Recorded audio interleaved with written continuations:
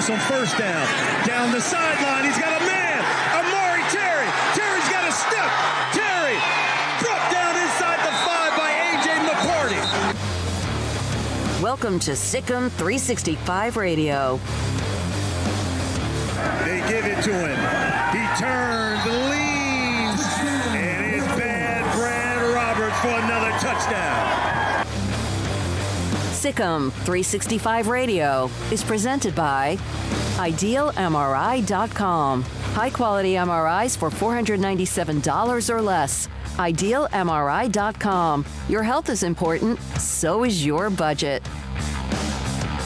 He gets the call again, over the right side, touchdown, Air Force.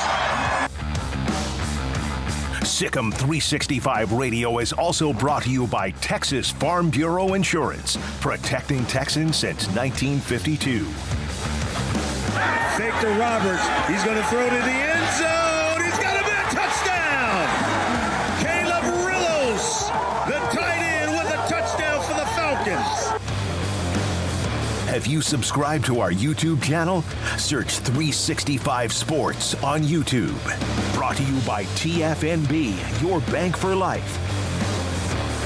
Shapen rolls out of the pocket to the end zone. Touchdown, Presley. Now here's David Smoak. And yes, flying solo today. In a way, my co-pilot is Garrett Ross, who's running the mothership right behind the scenes. And, of course, we have an incredible support group. But after last night, I think everybody needed a break from this show. So I said, you know what? Let's do 3 hours of therapy. If you're a Baylor fan, or maybe somebody else if you're a fan elsewhere. We do have some interesting guests today. G.J. Kinne, the new football coach at Texas State, at 3:30. After he had he did a great job at Incarnate Word before they lost to North Dakota State. At 4 o'clock, new North Texas football coach Eric Morris, who was at Washington State, played at Texas Tech. And he was an Incarnate Word head coach. He'll join us today at 4. J.J. Joe, former Baylor quarterback and Baylor radio color analyst. He was like in the booth next to us, or 2-1-2 down, watching last night. His thoughts as Baylor hits the offseason, and my goodness, that might be the best part about last night's game ending. Win, lose, or whatever, is they're into the offseason and no more games for them for the next 9 months. And Dominic Richardson, the transfer running back out of Oklahoma State, will join us today at around 5 o'clock. I want to start with this, and Garrett's going to be on with me on and off, and we're going to try to get to the chat room as much as we can. And a lot of you, again, have already hit us up, and we appreciate you for that. The text line is 254-339-1122. Before we get into the carnage, before we get into the autopsy of the 2022 Baylor football season, we will have some comments from Dave Aranda in last night's postgame. If you were at the game last night, if you were inside Amon Carter Stadium, God bless you. You earned, like I put out a tweet to Santa Claus, that anyone there, anybody there, Baylor fan, Air Force fan, whoever was there, you deserve an extra Christmas gift under the tree. It was brutal. I have been in games that were very, very cold, not me personally as far as playing. I've played in the snow before in football, and I had the 2013 Baylor-Texas game was brutally cold. The shutdown, Floyd Casey and Baylor won the Big 12, beating UT, sent Mack Brown into retirement, at least at the time. I've been to a couple other games that were cold. This was different. This was like, and I'm not kidding, this was like Lambeau Field type weather. At one point, I think the wind chill got to -9. The temperature, I don't believe, ever got above like 12 or 13, 14 last night. And Craig and I, when we were leaving the stadium, because he and I went down to the postgame press conference, and Paul and Jacob and everyone else was upstairs doing our postgame show. Garrett was here helping run it. from the time we left where the press conference was, inside where the athletics department is at Baylor, to walking to my car and Craig getting to his car, and I had gloves on, and I had a beanie on, and I had a puffer jacket on, and I had stuff underneath of it on. My ears, I couldn't feel them. I could not feel my ears, and my face was bloodshot red. And so if you were in the stadium, I know sometimes Baylor fans get a bad rap for this. I'm telling you right now, it's amazing if you were there. And there was a pretty good crowd. It really was, considering the conditions. You deserve every bit of kudos, whatever the word might be, for being at that game last night. And there were a ton of people inside, and that, like, is the TCU club, whatever it is inside, that were coming in out of the cold from the Lowe's boxes or box seats or whatever. It was cold, as maybe cold as I have ever felt, and I'm not exaggerating. Thank God I was in the press box for 99% of that game. I think one of the funniest things to me was even before the game started, you started to see pictures on Twitter circulate about people gathering in the bathrooms just trying to stay warm. And, then you see some of the pictures of Baylor fans out there shirtless. And it was really remarkable. And here in Waco, it really wasn't as cold as what y'all were dealing with. But, so I got to experience a little bit of it walking in and out and from the studio to the car and everything. But, man, sitting out in that seems like one of the most miserable things to do. Obviously, if the game would have been a little more exciting, it would have made it a little more tolerable. And you mentioned the Lambeau aspect. I think, that's cool to experience that. But, man, that was something that people will never forget. And hopefully we won't have to deal with any situation like that again going forward for the foreseeable future. Well, and Craig said this, you get that game in your rival's stadium, that's enough to be kicked in the you-know-whats. Mm-hmm. Then you get that weather, and then you get blown out. You got beat up last night. Air Force Academy toyed with Baylor, and it was stunning that it was only 9-7 Falcons at halftime. And I'm like, it's 9-7, and Air Force Academy had dominated that game. Baylor got the pass interference late in the first half and then scored. So it was bad. There is nothing from last night's game. There were a couple of players you can point out that maybe they were playing hard, and I get that. But that's also why they're playing football and why they're on scholarship, and that's great. There were some that were their last game ever in maybe football ever. It was bad. It was dominant. The Air Force Academy, they don't throw the ball right. They threw the ball better than Baylor did as far as the average yards per attempt. And the quarterback on the quarterback draw once after another. 0 for 11 Baylor on third down. Blake Shapen just had it. You didn't think it could get much worse. It was. I don't know what's going on. I don't know if it's in Blake's head, if he got hurt at some point. I know he got knocked around quite a bit, and he did again last night. I know it was brutally cold. Easy for me to say I'm in the box, the press box. But you know what? That's part of your career in a way. So we'll get into the quarterback situation. J.J. Joe will join us at about 4:30 today to kind of look ahead because there's nobody left. I mean, you could always have walk-ons, and you could always get a transfer portal or two. And I brought this scenario up, and some of you didn't even think about this. We need to replace Shapen, and I know the quarterback always takes the hit. None of you that I remember, there might have been 5% of you back when Baylor made the decision at quarterback to move on with Blake Shapen, and then, of course, Gary Bohannon, a beloved player at Baylor football, moved on to USF. Those of you now questioning whether or not Shapen was the right decision, I didn't. My only concern about that time was how much are they losing when it comes to the heart and soul, the emotions and the leadership in that team. And, we asked the questions about Shapen and being able to lead the team, and you heard all the right things. There's a problem. The offense was very, very disappointing. The wide zone last night, Air Force ran for 50, 60, 70 yards. Baylor ran for 42 yards on 26 carries. It meant a lot to Air Force. You saw emotion at time from Baylor. But one of the things, Troy Calhoun, when they stopped Baylor on a fourth down, I think the game at the time might have been 7-0 or 6-0 or 9-0. The emotions from Troy Calhoun, the Air Force head coach on the sideline, been doing this for 16 years. You could see it. And that doesn't mean if your coach is emotional. I know you go, well, Dave Aranda doesn't show any emotions. You didn't bitch about that last year, right? Tony Dungy doesn't show emotion. right? Tom Landry didn't really show emotion. We've discussed that before, but somebody's got to create the energy. Last year, you had NFL-type players with 5- and 6-year players who created that type of energy. So was it a no-show? That's in the discussion, don't you think? Was it a no-show?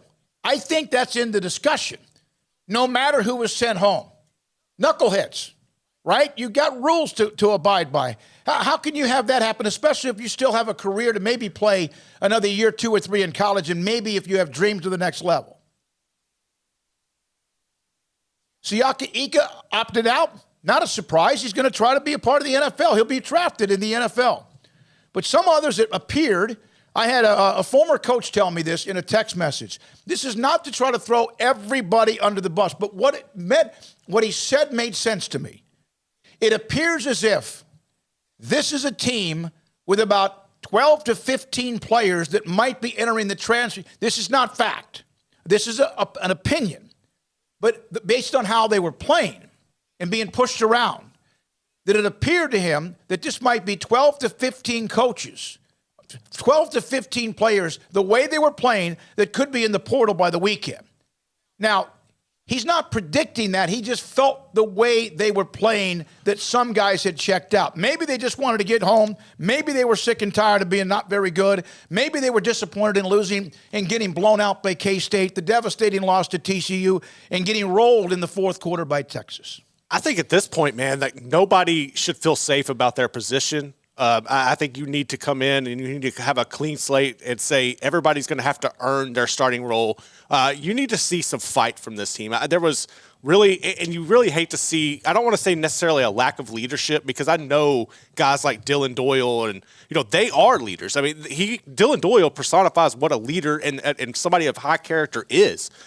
So I don't know if it was necessarily the message just wasn't being received, if you had too many egos in the room. I know for one thing, in my perspective from the outside looking in, was you didn't have a lot of the senior leadership. You didn't have that upperclassman to just kind of step in and control the room. And you kind of mentioned it a while ago with Gary Bohannon and Blake Shapen. I think that every time we spoke with Gary Bohannon last year, he just exerted confidence. Yeah. Like, it doesn't matter the situation. He was going to come in and everybody was going to rally the troops behind him. And Blake, I haven't had enough interactions with Blake Shapen to necessarily say that he doesn't have that kind of confidence, but I feel like Gary was able to hold a room. Blake hasn't been able to do that. And right now, it doesn't matter who's on the team. You cannot feel comfortable right now. Everybody should feel a little sketchy. Everybody should feel as if they got to make sure when they open up the door into their football life that they got to, is there someone behind them? Now, I know that Shapen's taken a lot of the heat, like Charlie Brewer did in 2020. You're talking about beloved, what he did his first 3 years at Baylor? Are you kidding me? Basically almost cost him his brain for 3 years. It led him to a Sugar Bowl, lost in Matt Rose last year. And then in 2020, I mean, he was the reason. And it wasn't all him, but he didn't play well either. And now you're seeing that same vitriol for Shapen, that maybe not quite the same for Charlie Brewer, but it's gotten close the last 2 or 3 weeks or so. Now, Dave Aranda admitted a couple of things last night in the postgame. Craig and I were there, among others. And one of them, he says he saw some things coming, and then he didn't see other things coming. So I asked this question. You'll hear the question. I asked him this question. This is like 3 or 4 questions deep in the postgame to Dave Aranda last night after what was an embarrassing performance against Air Force. Dave, last year at this time, you're preparing for a Sugar Bowl. Best season in Baylor history, a Big 12 championship. Has this program taken advantage of that in any way with the momentum, or have you gone backwards? I appreciate the question. I think of just as a completely different team last year to this year. And I think a lot of learning for me, I look back now and have had some time to do this prior to this question. And, I see the things that I see some things coming. There's other things I didn't see coming. And that's probably a lack of experience on my part. I think to be real transparent about that, only helps you get better. And then, I think the college football world, as it changes with transfer portal and everything else, I think, just my personal, view of that and that's something here to stay and how that benefits us. I think all of that, has grown throughout this year, and this year could almost be looked at as a lesson in that. And so I just see us getting better. I think for the guys that are returning, to see the work, despite the not, the work despite the not instant gratification, and to continue to work, they're going to see, they've seen that. And then they're going to see, the adversity and how to handle it. And I think we'll only be better because of it. All right, so that's Dave Aranda, Dylan Doyle in the postgame, only one player. You win that game, there's usually maybe at least 2 to 4, or maybe a parade of them, or maybe a breakout session after the game where you get a chance to talk to players. And I will say this as well, as a member of the media, this has nothing to do with whether or not they're better, whether they're 6-7, 7-6, 8-5, or 12-2. The access Baylor gives you is there. And a lot of times I'm on the radio or here or Craig or Paul. Jack goes to some of them. Garrett goes to some of them. Jacob or Emery and Levi go to some of them. But I do wish there was a little bit more. But this is not the only coaching staff. The coaches are not available once the season begins. And it's not because I selfishly want to sit down and talk to Jeff Grimes for the show, although that'd be great. I think you'd like to hear it too, whoever it might be. Could be Kevin Curtis, the defensive backs coach, corners coach. I just think that's time in which maybe we could get some, what the hell's going on? And not to throw anybody under the bus. Dave Aranda wants one voice. I get that. NFL coaches, for the most part, do that too. A lot of college coaches, Saban, Kiffin, others do that as well. I just think it might give us a little bit more peek into what might be happening. Not so a player is thrown under the bus or a player's called out, but just, hey, what? And it's hard in a way, but that's for us to figure it out and get that information anyway. And we will.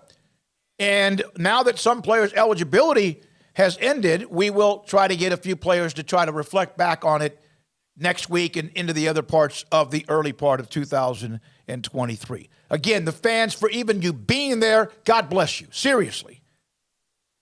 It's not the only cold game this year. There's in Independence and Shreveport, the Independence Bowl is freezing, too.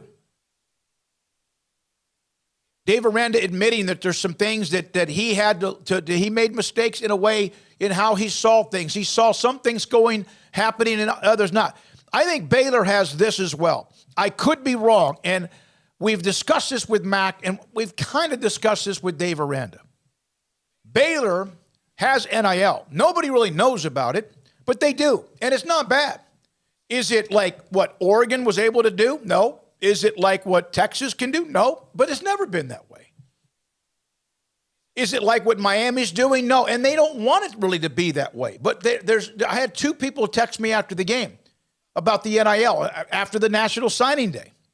Baylor has to make a decision on how they're kind of fighting this. And it doesn't mean they're wrong. They're just kind of fighting. Do we jump all in and get our hands dirty? I don't think that's going to happen under Mack Rhoades. Even if you want to and you go to hell with that. They're not going to do that. But there's got to be something there that attracts the attention without it being Dave Aranda or Jeff Grimes or Eric Mateos or Sean Bell or whoever doing it, because you can't, as a player or team, you cannot do it. But there's got to be a better way for maybe the young players who you're trying to find come play for you. I think there needs to be more, whether it's marketing from those who do it or visibility that it's there, because I really honestly think that a lot of people don't think Baylor has any NIL. Hey, you know what? You blank or get off the pot when it comes to NIL. You can do it differently than everyone else, but you can still do it. And I think that that's out there as well. And not so sure if you're playing through this. Imagine if you're a player and you have other schools who have contacted you, and yes, oh my God, there is tampering. But let's say other schools contacted your starting left guard. And I'm just using that as a position. Say it's a linebacker. Hey, we have this. And I say schools or those who handle the NIL. We have this. No, I want to stay here. Coming off 12-2, you're damn right you do. But then you keep hearing about others getting more. And I'm not trying to compare what Baylor's getting or should get compared to others around the country who are just, they're rolling in the money like they always have. I think there's a fine line in doing it right, doing it clean, but also going, hey, we have some things. And I do think that might have created a little stress within the program this year. You have somebody reach out to you and say, hey, we're going to pay you. I'm just going to use a figure. No one gave me this figure. It's not like Arch Manning numbers. It's not Austin Novosad numbers. It's not whatever anyone was trying to do, although the quarterback in North Carolina, Drake May. He was an article about whether or not really someone offered him $5 million. He had some discussion about that. I'm just throwing it out there. Doesn't have to be that, but man, when do you get it? Are you getting that before the season starts? See, I'm against that. That's an inducement to me. Are you getting it after your season's over? What about midway through the season, your buddy who's playing in XYZ city against you or another conference or in your conference, and they just got a check for $35,000? You don't think that doesn't catch your attention for a player? I know I'm just kind of going off here, but I'm not going off against – if we wanted to discuss last night's game, we could go for hours, and I don't think I want to smell that. And I hate to say it that way, because that's what it was. That was ugly. It stunk. And that questions the soul of your program that was known for being hard, core, tough as nails, physical. And then there was last night. And that's not pointing the fingers at any single player. Not a single player. That's pointing finger at a program coming off 12-2. And yes, a lot of guys left. And pro players, I get it, great players, once-in-a-generation type players. But the first half against Brigham Young, they weren't quite engaged. We don't even need to get into Kansas State.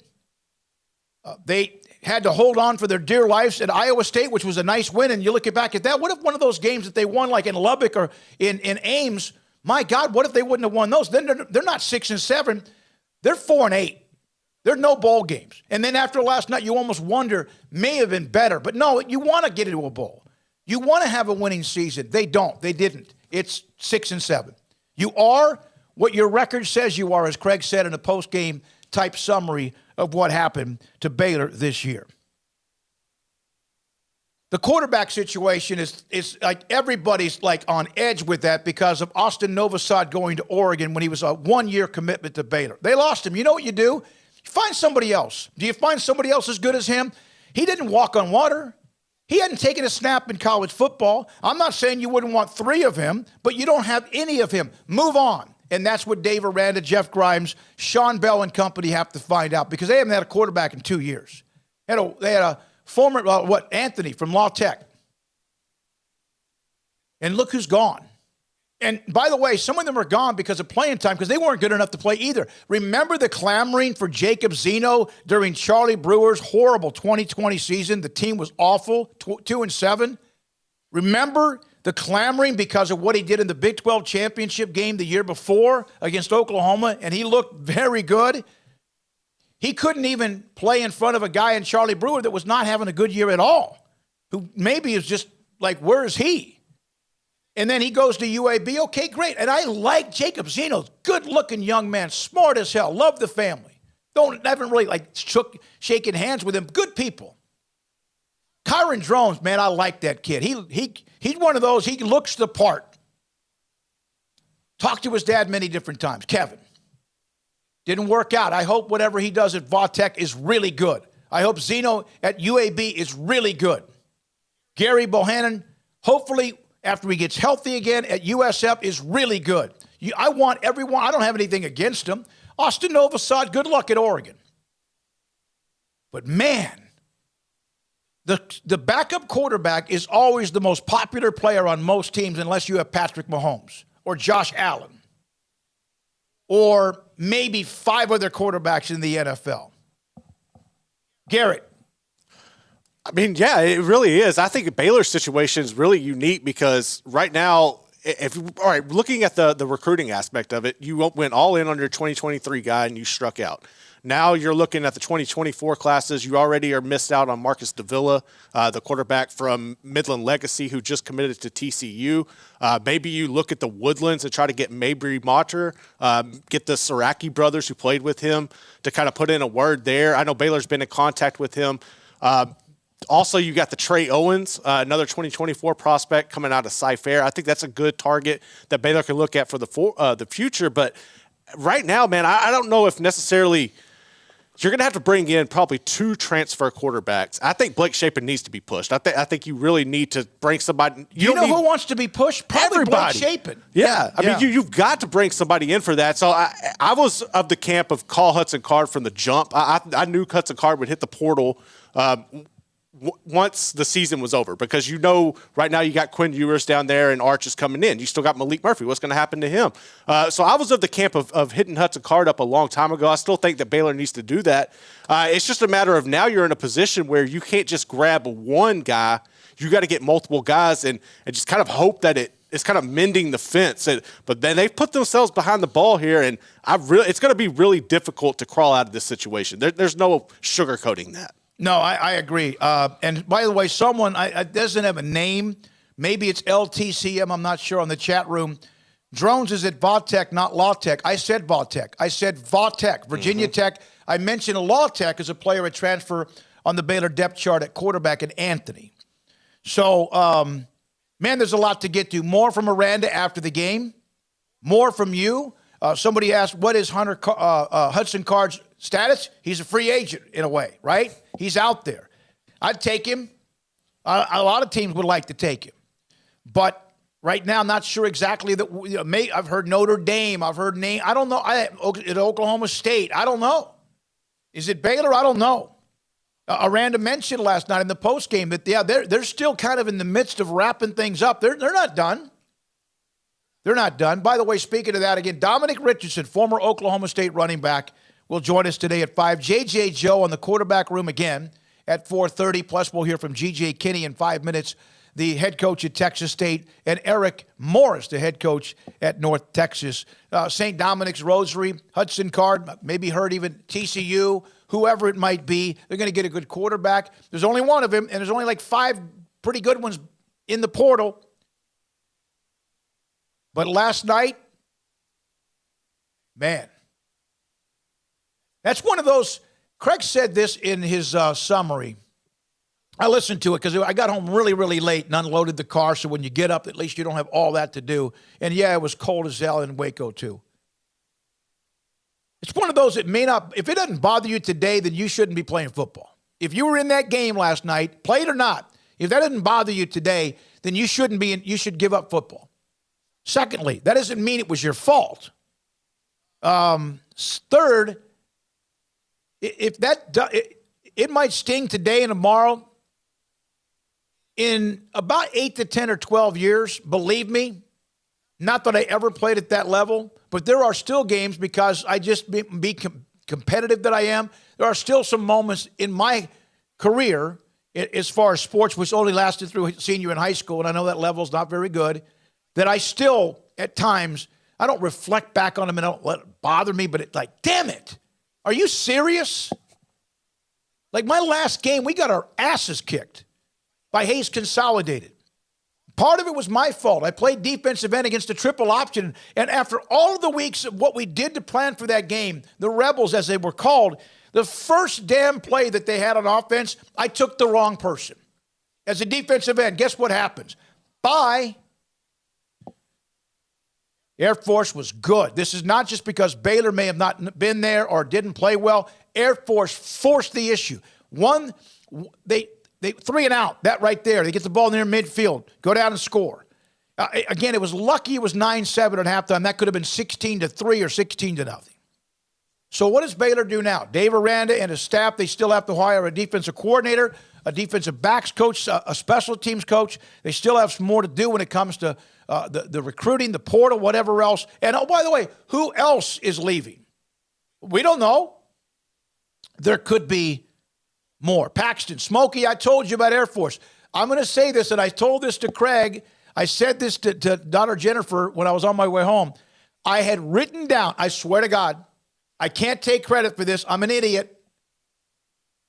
30-7 Air Force. And I would have been right. I would have been pretty close. I did. And I didn't. No, like a freaking idiot. I said, no, I'll go Baylor. Like an idiot when I said they would win at Brigham Young. Like an idiot when I said they would lose at Iowa State and they won. Like an idiot when I didn't think they'd win at Tech and they won. Like an idiot when I thought they would win at West Virginia and they didn't. Like an idiot when I thought they would beat Kansas State at home. And my prediction, I'm sorry, we have ups and downs. It was horrible. This team was erratic as hell, bipolar in a lot of different ways. Absolutely, it was a mess of a year. It's done. That's the good news. It's done. And now they don't get to play again until sometime in September. Let's take a break. We're going to come back with G.J. Kinne. I covered him in high school when he was at Canton and Gilmer. He's now the head coach at Texas State. Thank you to all of you. Just brought up TJ, Paxton, Monty, Clint, Bobby, Chris, Bob, all of you and others on the chat room. This is 365 Sports. Ideal MRI, Dr. Rob Maxey and his partners have put together an incredible business that makes a lot of sense for you. For you, the customer, the patient, who might have something that is a very badly damaged ligament and or muscle. Maybe even torn. Maybe it's in your knee, it's in your shoulder, it's up in your, maybe in your lower back, maybe around your ankle, your foot, your calf, your thigh, whatever it is, their MRI machine will find it. If your doctor discusses getting an MRI, maybe you've had x-rays, whatever, and they say, no, we need a better look. IdealMRI.com on the site, on website. Their location's in Waco, just off of I-35 in the southern part of Waco, in the Central Texas marketplace. Again, they'll find out what is damaged, what is hurting, what is creating pain for you that might even be excruciating or shuts you down. You can't function. And it just might be annoying, and you need to find that out too. Number two, they're going to save you a ton of money. Average MRI is $1,100. Theirs is $497 or less every single time. IdealMRI.com, $497 every time. Oh, by the way, and sometimes less. They'll help you with your insurance claims and get those filed. IdealMRI.com. In our logo and advertising, we say we are people that you can count on. What does that mean? It starts with providing a quality vehicle and quality service at a fair price. But it also means we do what we say we will do, and we treat people fairly with respect. It starts by hiring great people, good local folks who work hard with a caring attitude. Our employees are the real reason we are people that you can count on. Put us to the test and see for yourself that at Richard Carr Motors, we are people you can count on. Texas Farm Bureau Insurance has protected fellow Texans with auto, home, health, and life insurance since 1952. With more than 260,000 square miles of land and 27 million people, that's a lot to cover. Whether you're wrangling cattle or wrangling kids, we're proud to protect Texans in all Texan ways of life. Stop by and see our agents at one of our 3 McLennan County locations. Coverage and discounts are subject to qualifications and policy terms and may vary by situation. You want to know why Stonewood Dental is so successful? Listen to what happy customers have to say. It's pleasant. It's different than any other dentist office. I really feel like they care. And it's not that you're here for 2 hours waiting on someone to take care of you. It's quick and easy, and I bring my kids, and my kids love being here too. They really love the treasure box. Staff is really nice and accommodating, real friendly. You feel more like home. It's not sterile looking. Everybody has their own personalized rooms with decorations and decor, and they'll even have a blanket for you when it's cold. I've recommended people to actually come here, and they are patients now. I really love it here. It feels like family. Learn more, stonewood-dental.com.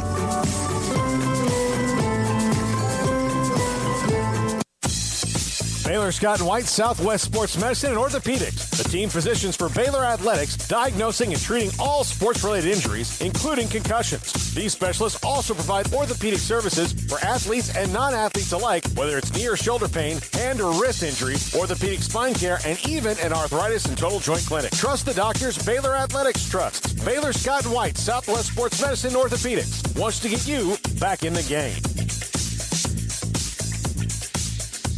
Pizza, burgers, and Bears football. There's no place around Waco that serves them all other than Bubba's 33. Come show your green and gold and enjoy some of Waco's best food and beverages while watching your favorite team, the Bears. When real Bears fans get hungry, Bubba's 33 is the #1 spot for ice-cold drinks, hand-stretched, stone-baked pizzas, and bacon-infused burgers. Join us for indoor or patio dining. Bubba's 33, Waco's restaurant and proud supporter of Baylor Bears football. Sick 'em, Bears. How did Edward Jones become one of the biggest financial service companies in the world?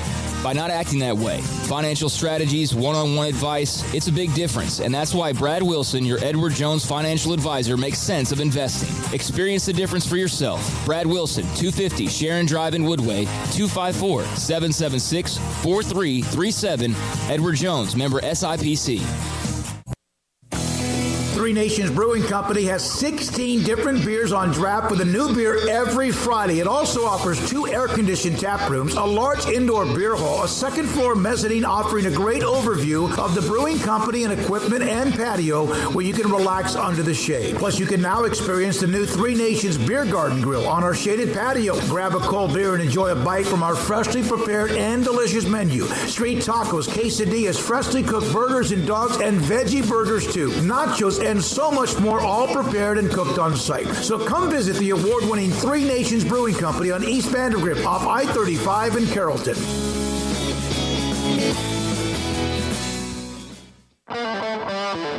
Welcome back to Sikkim 365 Radio. The 3 o'clock hour is sponsored by Waco Custom Marketplace. Meats, sweets, Texas treats, and a cut above the rest. 425 Lake Air Drive, Waco. I have known G.J. Kinne, I think, since he was almost in diapers. That means either I'm old or he is getting old with me. And the head coach at Texas State, the Bobcats, G.J. Kinne, joins me on 365 Sports with David Smoak and Garrett Ross. G.J., how you been, young man? Man, I'm great. I'm glad I'm getting to hop on here with you. Well, I appreciate it. I know you've been busy. How difficult was it to juggle what you were trying to finish out the year and win a championship at Incarnate Word, while also with part of your vision, knowing you're about to take over another program?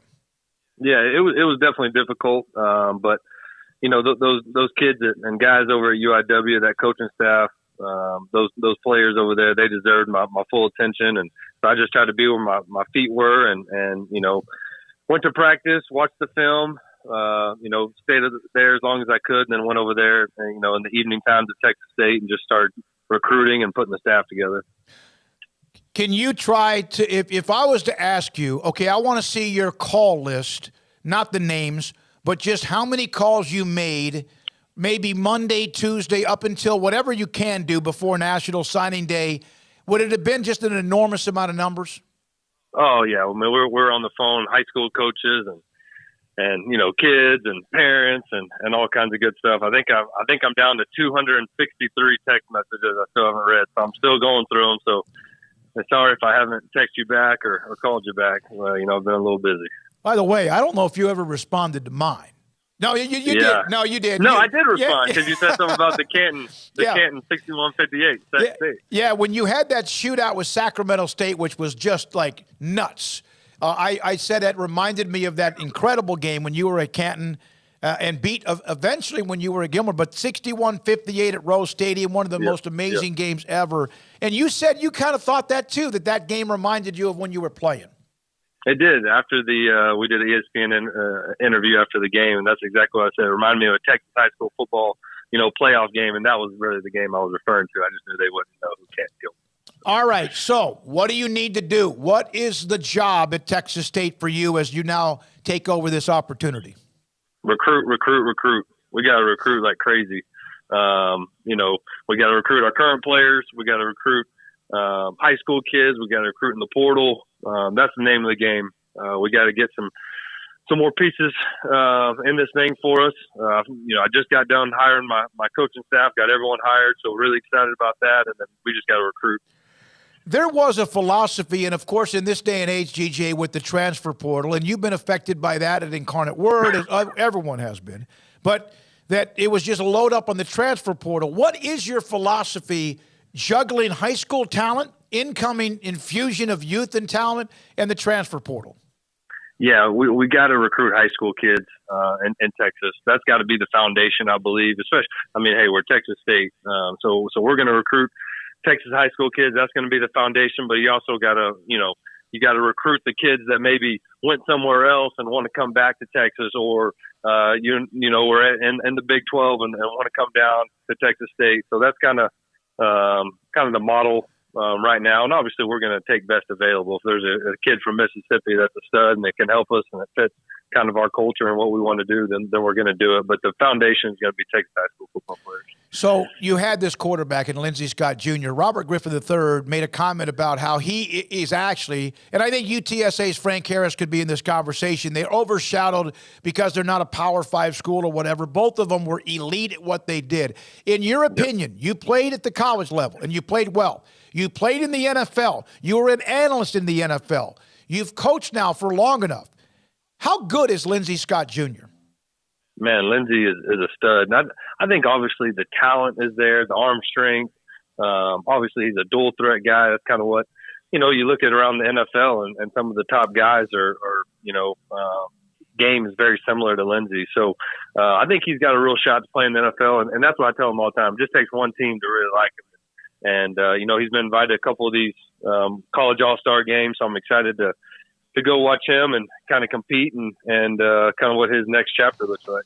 GJ, you made the climb. You've, of course, I just mentioned where you played and even places you coached, but you've done this pretty quickly, getting to the point where you're now taking your second job as a head coach in college football. What's it been like to kind of methodically and yet in almost rapid speed where you are today? Yeah, I think it's just all about relationships. Everywhere I've been, I think playing in the NFL and preparing like a professional every day. And that's what I tell people every day. It's a job interview. And that's the way I cheat every day. I go into work, every day is a job interview. I'm trying to impress everyone I'm around at all times, trying to do my best ability. I'm recruiting at a high level. I'm trying to coach these kids at a high level. And I think when you treat people the right way and you work hard, good things happen to you. And that's just kind of, I think the reason why I am, here where I am today. How much can you rub off what your success has been? How much can that rub off as a head coach? Well, I think, the confidence, you can't fake these young men out. You can't fake these coaches out. So, I'm very confident in what I do, very confident in the plan. So, yeah, I think you definitely can affect these guys with how you carry yourself. All right, so football has changed. Dave Aranda, who, oh, by the way, that's who you, I think, open with, right? Baylor next year? I believe so. Yeah, he's talked about it, even at times it's kind of a give and take, and you got to, where we are with the transfer portal and recruiting has changed, and then NIL and all of that, and I don't know how much that gets into Texas State yet. But how hard is it to juggle, not just what you were doing between two programs, how hard is it to now juggle so many different things have changed in college football? I think that's why, I think it's a young man's game. I think that's where it's going. You got to be on all the social medias. You got to grind. You got to be on the phone constantly. And that's what we're going to do. And we're going to find a way.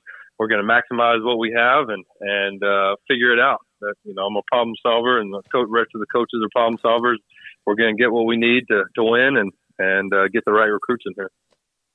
GJ, as far as recruiting goes, and you look at the San Antonio area with the success you had at Incarnate Word, what Trinity was able to do, what Jeff Traylor has rolling with UTSA, is San Antonio kind of an untapped area for potential when it comes to recruiting, and how much of a focus will you put on that area?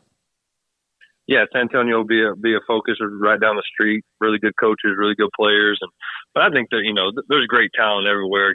Obviously, my focus is going to be Dallas, East Texas, and then we got other coaches that have stronger connections in different parts of the state. But we're going to scour the state.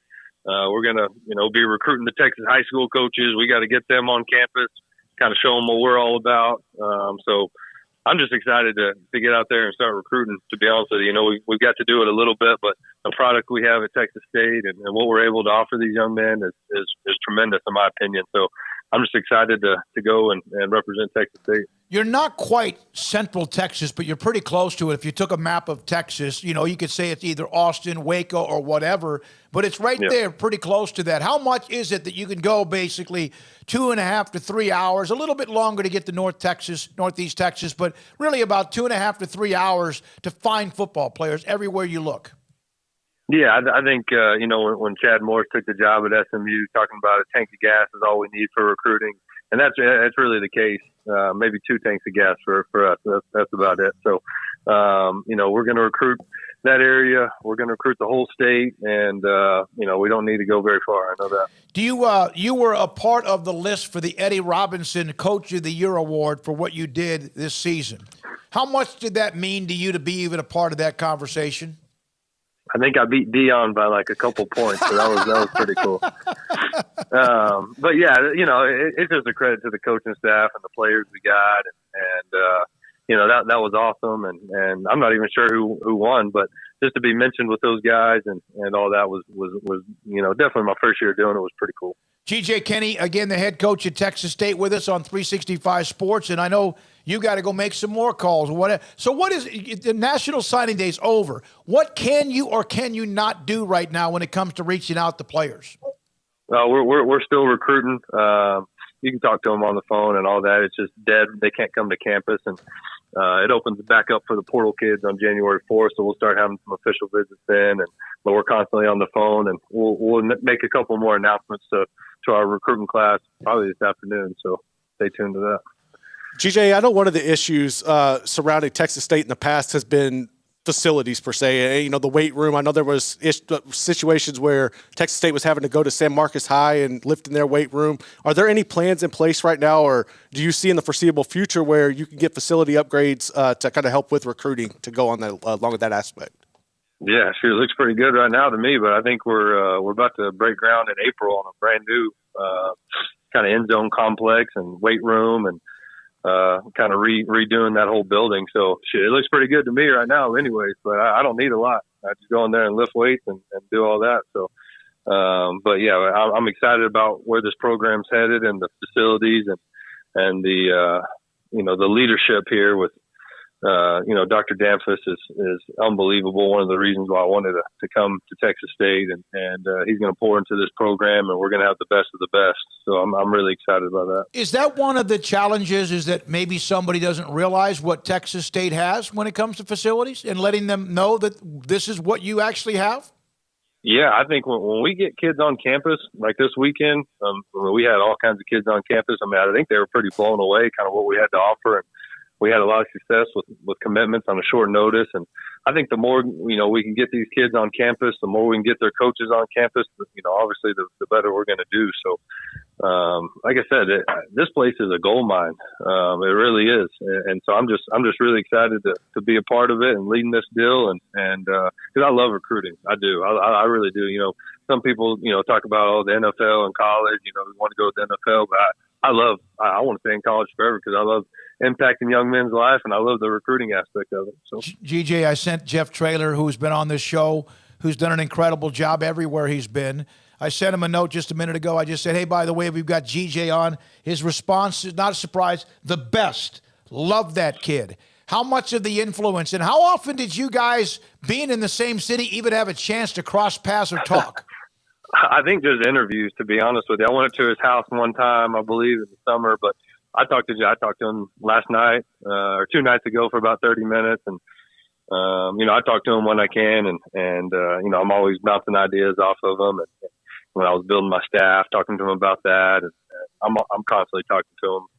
You know, a great sounding board for me, a great mentor, and just an unbelievable, you know, person and coach. And so, you know, I'm sure we're going to have some recruiting battles ahead of us and that whole deal. But, you know, we'll play clean. Has he ever forgiven you for 61-58? No, he brings it up pretty much every time we're together, so I guess not. All right, your father was a coach. When you were playing for him in Canton, Was that in your blood yet, or did you realize that's part of what you would do? I knew you had goals to play in college and play at a high level, and obviously the NFL, and you did that too.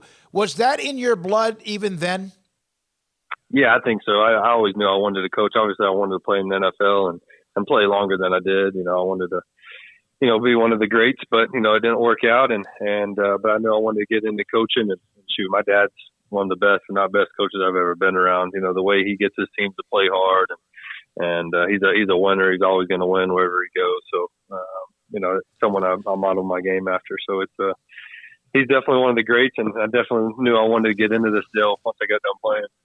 I've done a lot of high school games in my lifetime, but 61-58 at Rose Stadium was one of the most classic games. Watching a team in Canton that had never really experienced that kind of success, have that kind of success against a dog, a gorilla, an 800-pound gorilla in Gilmer.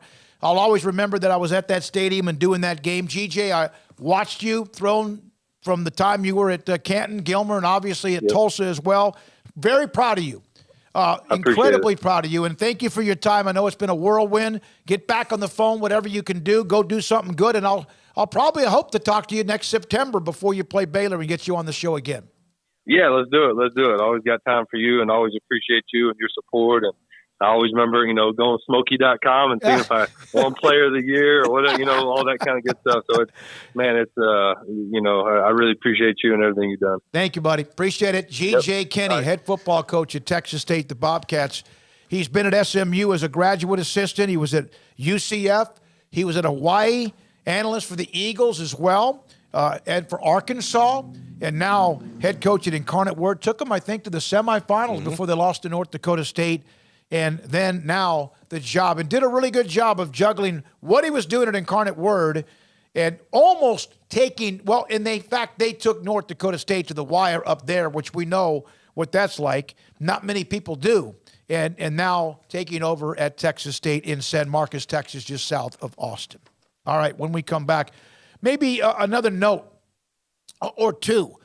Dave Aranda in the postgame, watching the tweets and your chat. Also in the text, 254-339-1122. A couple of other notes in college football.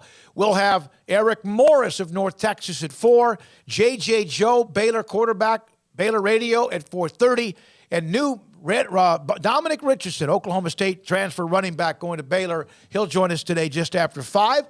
Garrett Ross, I'm David Smoak. Everybody's out kind of decompressing after the football season. The season for Baylor ended last night. And in a lot of ways, it ended with a thud. No doubt about it. In fact, it did. So Paul, Craig, Levi, Emery, Jacob, Jack, and many others are out kind of just maybe decompressing. And I'll do that here pretty soon as we're off the air today. Garrett Ross is here with me, and this is 365 Sports. Alan Samuels, Dodge Chrysler, Jeep Ram, Fiat. I think it was, National Signing Day. Yeah, it was National Signing Day. And I got a text from Ted Teague. And I was driving around running a couple of errands. He said, hey, we got 3 tickets for the game in Fort Worth. Sure did. So I texted Paul. I said, hey, would you tell everybody if they want to go buy whatever? He gave those tickets away. Somebody that listens to us went by the dealership and got 3 tickets from Alan Samuels. And if you were at that game again, God bless you. You deserve extra Christmas gifts for dealing with that weather. They're going through right now their big finish sales, their event happening right now, saved throughout the holiday season as and while it lasts. In fact, the 2023 2 or 3 row Grand Cherokee Limited with total values up to $5,000. And if you are a part of any kind of first responder, an extra $500 in bonus cash. Again, the design, the technology, the Grand Cherokee L even brings you extended seating with a 3rd row. Hurry in, test drive. Why not? If you are looking for something to drive starting, in fact, this year, why not test drive a vehicle at Alan Samuels, Dodge Chrysler, Jeep Ram, Fiat. They have Chrysler, I mentioned them. For example, the Ram trucks, $7,250 in values. And how about discounts? The Ram truck constantly, every year, honored, awarded for what they represent and who they are as a business, Ram trucks. Alan Samuels, Dodge Chrysler, Jeep Ram, Fiat, Loop 340 east of 84 in Waco.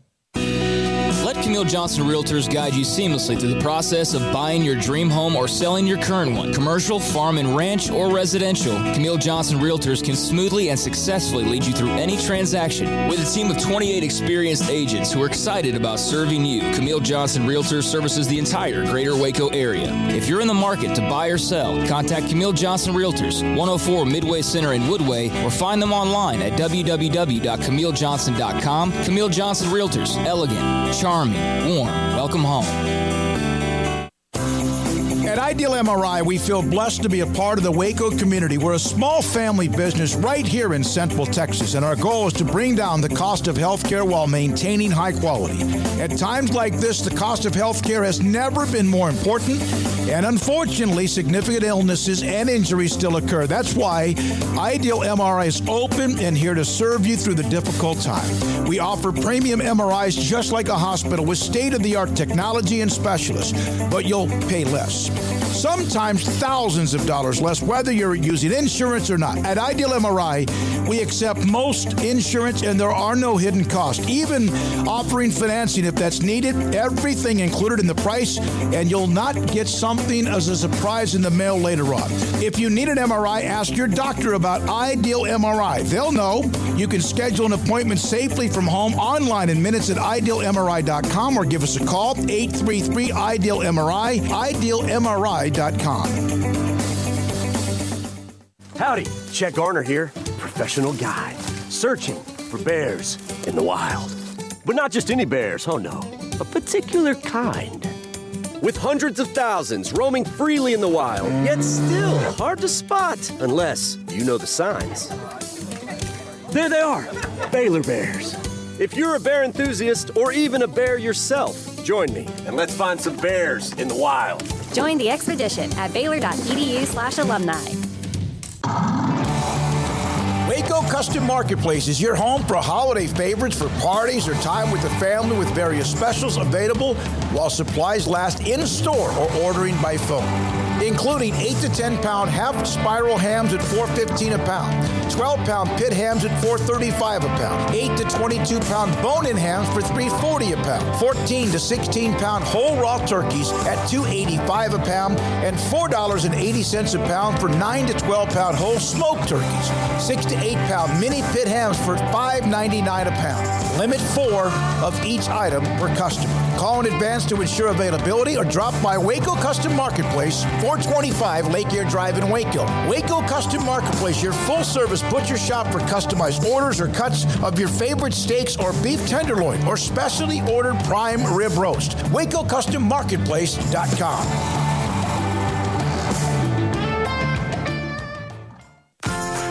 Automatic Chef Canteen is a full-service micro-market vending and office coffee provider with state-of-the-art vending equipment, a wide variety of products, and offering custom-fitted micro-market vending office coffee solutions for your employee break room. You want a full break room solution and a workplace oasis? Well, Automatic Chef Canteen, locally owned and operated for over 50 years in Central Texas, also includes in-house mechanics on call 24/7 for fast, reliable service and maintenance. Automatic Chef Canteen, 6900 Imperial Drive in Waco, or online at automaticchefcanteen.com.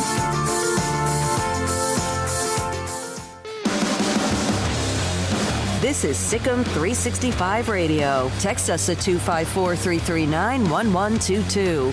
The Sikkim 365 Radio text line is sponsored by Riverbend Liquor and Wine, with the most extensive variety of craft beer in Waco. A hidden gem on Lakeshore Drive and 19th Street. 365 Sports. I'm David Smoak, flying solo in a way today, at least on the set. Craig, Paul, everyone out right now, and we'll get a break. We'll all get a little bit of a break next week. Garrett Ross running the mothership here. And we're joined, is that right, Garrett? We're joined by Eric Morris, the head football coach at North Texas. Eric, thank you very much for your time. We just had G.J. Kinne, who's now at Texas State. Both of you have been head coaches at Incarnate Word. What's in the water in Incarnate Word that's leading to others having success when they're there? I don't know. The Sisters of Charity there at Incarnate Word are looking down upon us and blessing us with many, many blessings. When did coaching get in your blood?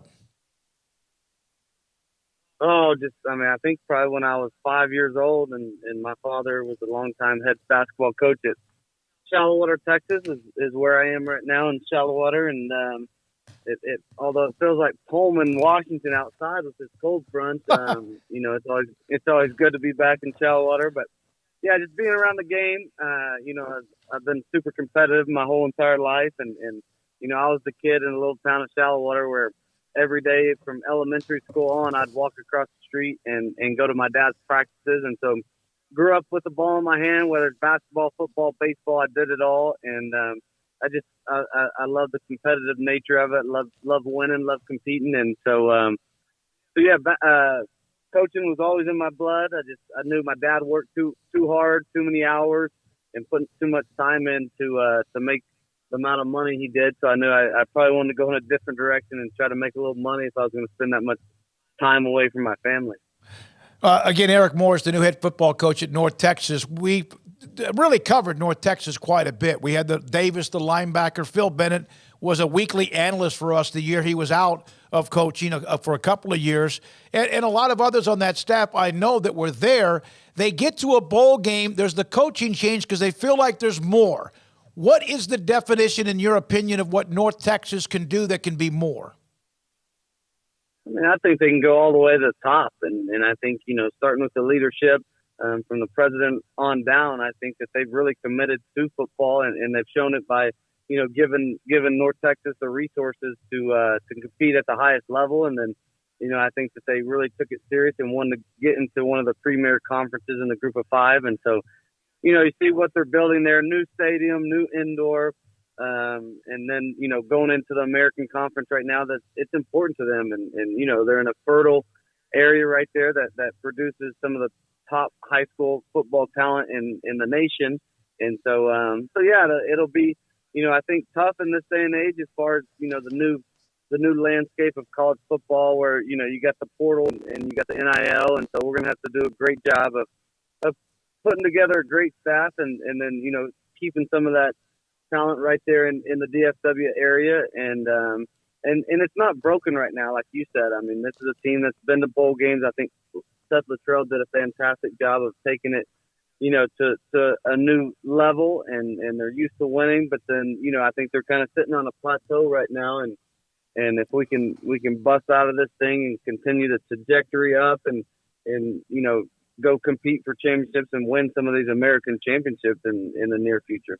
So you have, again, I mentioned Incarnate Word, Washington State, at now North Texas. And this kind of turned around pretty quickly, but right up against with what's going on in college football with the transfer portal you mentioned and National Signing Day. How much of a whirlwind was that from the weekend to Wednesday when you were trying to assemble a staff, your staff, but also assemble a recruiting list of commits and signees? Yeah, my last, 8 or 9 days, I wish upon nobody, just to be able to, getting ready to be able to coach in a bowl game with Washington State to getting on a flight down to Denton and really to engulf myself. Just, it was a bizarre week where they were playing that week. So I had an opportunity to go and meet some of the players, start building a relationship with those guys and then, deal with some of the alumni stuff every night that we were doing, watch the game. But really, I think some of my experience in the past and being a head coach in these positions is I was able to step back and just be patient with this. I think that they didn't have many commits at the time. And so to really, the first and foremost, I needed to put together a staff that was going to be able to help me. This is not a one-man job. I need a bunch to surround myself with a lot of great men and great coaches. And so, that was goal number one. I knew we were late. I knew we weren't going to win signing day. We didn't have any time to form relationships, get kids on visits, do the things you need to do. So patient in that regard. And then, right now I'm working through trying to hire a great staff, which I think will be, one of the top staffs in all of the group of five. And so, excited about where we're headed right there with staff. And then now with the second signing day with the portal, we'll kind of be able to reconvene and really get our thoughts together and know how to attack this the right way. What is the right way? yeah, I think that you got to build relationships, and two, once I put our coaches together, I mean, I don't even know enough about this roster yet to really know what we need next year. And so I think, to be able to take a step back and really figure out kind of the pieces we have, and then to figure out what we need and then go attack those needs for this roster that fit into our schemes next year. And so I thought it was important to get an offensive coordinator, a defensive coordinator, and a special teams coordinator, and then to really be able to look at our roster and kind of find out what those positions of need are and go get those. And, and I always think it works both ways. We need kids that we have relationships with and want to be here for the right reasons, and then vice versa. And so I respected those kids and said, hey, if you need to go take other visits or take another opportunity, like I'm okay with that. You don't know who's going to be coaching you. And so I always believe in doing right by the kids, and I want them to be in a great situation. I don't want kids that come here, don't know us, or come into the wrong scheme and they want to transfer the next year. And so, I told all of them, hey, we'll still recruit you. But if you need to open it back up, then that's what you need to do right now. So I consider Phil Bennett a great friend, not just of our show, but a great friend from his time when I knew him well before he took over as a defense coordinator at Baylor. Back in the day, his brothers coached in high school football as well. He's from East Texas. When coaches have transition, is there ever someone can you reach out to him and pick his brain? Because I know he loves to share information. Is that something that's normal when you have a coaching transition from who was there before? Yeah, it always depends, and it all depends on what kind of person. I know what kind of person Phil Bennett is, and he's a first-class individual. He's a first-class coach, and so Phil's been amazing. I think Phil was the right man for the job there at the end, to be the interim and kind of be the bridge in the gap there. And he kept those kids together. He kept them practicing hard, and I thought they went out there and played extremely hard against a great Boise team. And so I can't say enough good things about Phil Bennett. I've known Phil for a long time. I competed against him when I was at Texas Tech. He was at Baylor. Does a fantastic job. And two, Phil took the time, to spend a lot of time with me and really go through bunch of things that were going on there, and some of the things that he thought were really positive, and some of the things he thought, that need to be fixed. And so, yeah, I could sit here and talk about it all day, how good of a human being Phil is and how good of a coach he is. And so I think Phil's at a point in his life where he wants to go and spend a lot of time with his family and with his wife right now, which rightfully so. And, but he was awesome to me and also to those kids during that tough time. Eric, what was it like during this time? You're getting this opportunity, which is a great opportunity for you at North Texas, and yet you're also dealing with the emotions of Mike Leach passing away, which really rocked this entire country in a lot of ways. And the stories that a lot of people had about Mike Leach that people maybe didn't know unless they knew him or didn't know him, and they had great stories. What was that like, dealing with that? Well, the cool thing about it was I was sitting in Mike's chair when I got this call. And so, Mike's given me every opportunity I've had in football. He's the one that gave me a scholarship, believes in me coming out of, small town kid, undersized kid here at Shallowater, Texas. So forever grateful for that. And then Mike gave me my first full-time job at Washington State. And so I'm sitting in Mike's chair and it was, I believe, Monday afternoon. We're watching film when I found out of his passing. And so that kind of struck me hard that I was actually sitting in his seat. And then the very next morning, I got the phone call from our athletic director that I was going to be the new head coach at North Texas. So both of those things were super surreal for me. Just the man that gave me everything I had in this profession. And I think he was definitely looking down upon me. And, the one thing I hate is I always enjoyed, my phone conversations with Coach Leach and so much wisdom that he would pour into me. And, I know how proud he would have been of me. And that's the one conversation that I was missing. And then for North Texas to be able my press conference is supposed to be on Tuesday. They set up his memorial service as something important for me to go to that memorial service and for them to allow me to do that. was something that was super special for me to see my old players, my old or former players, former coaches, all those things were something that meant a lot to me. And so, you know, he was my greatest mentor. You know, someone that really I would like myself to have the same impact and legacy that he left in college football someday.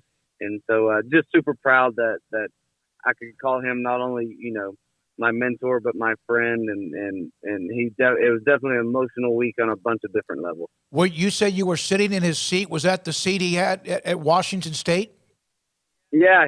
So his office kind of opened up into the staff room, and so I'd always sit at the front of the staff room. That was our offensive staff meeting where we would watch tape, and so you know, yeah, that was his chair forever when we got to Washington State, and so yes, sir, that was the one.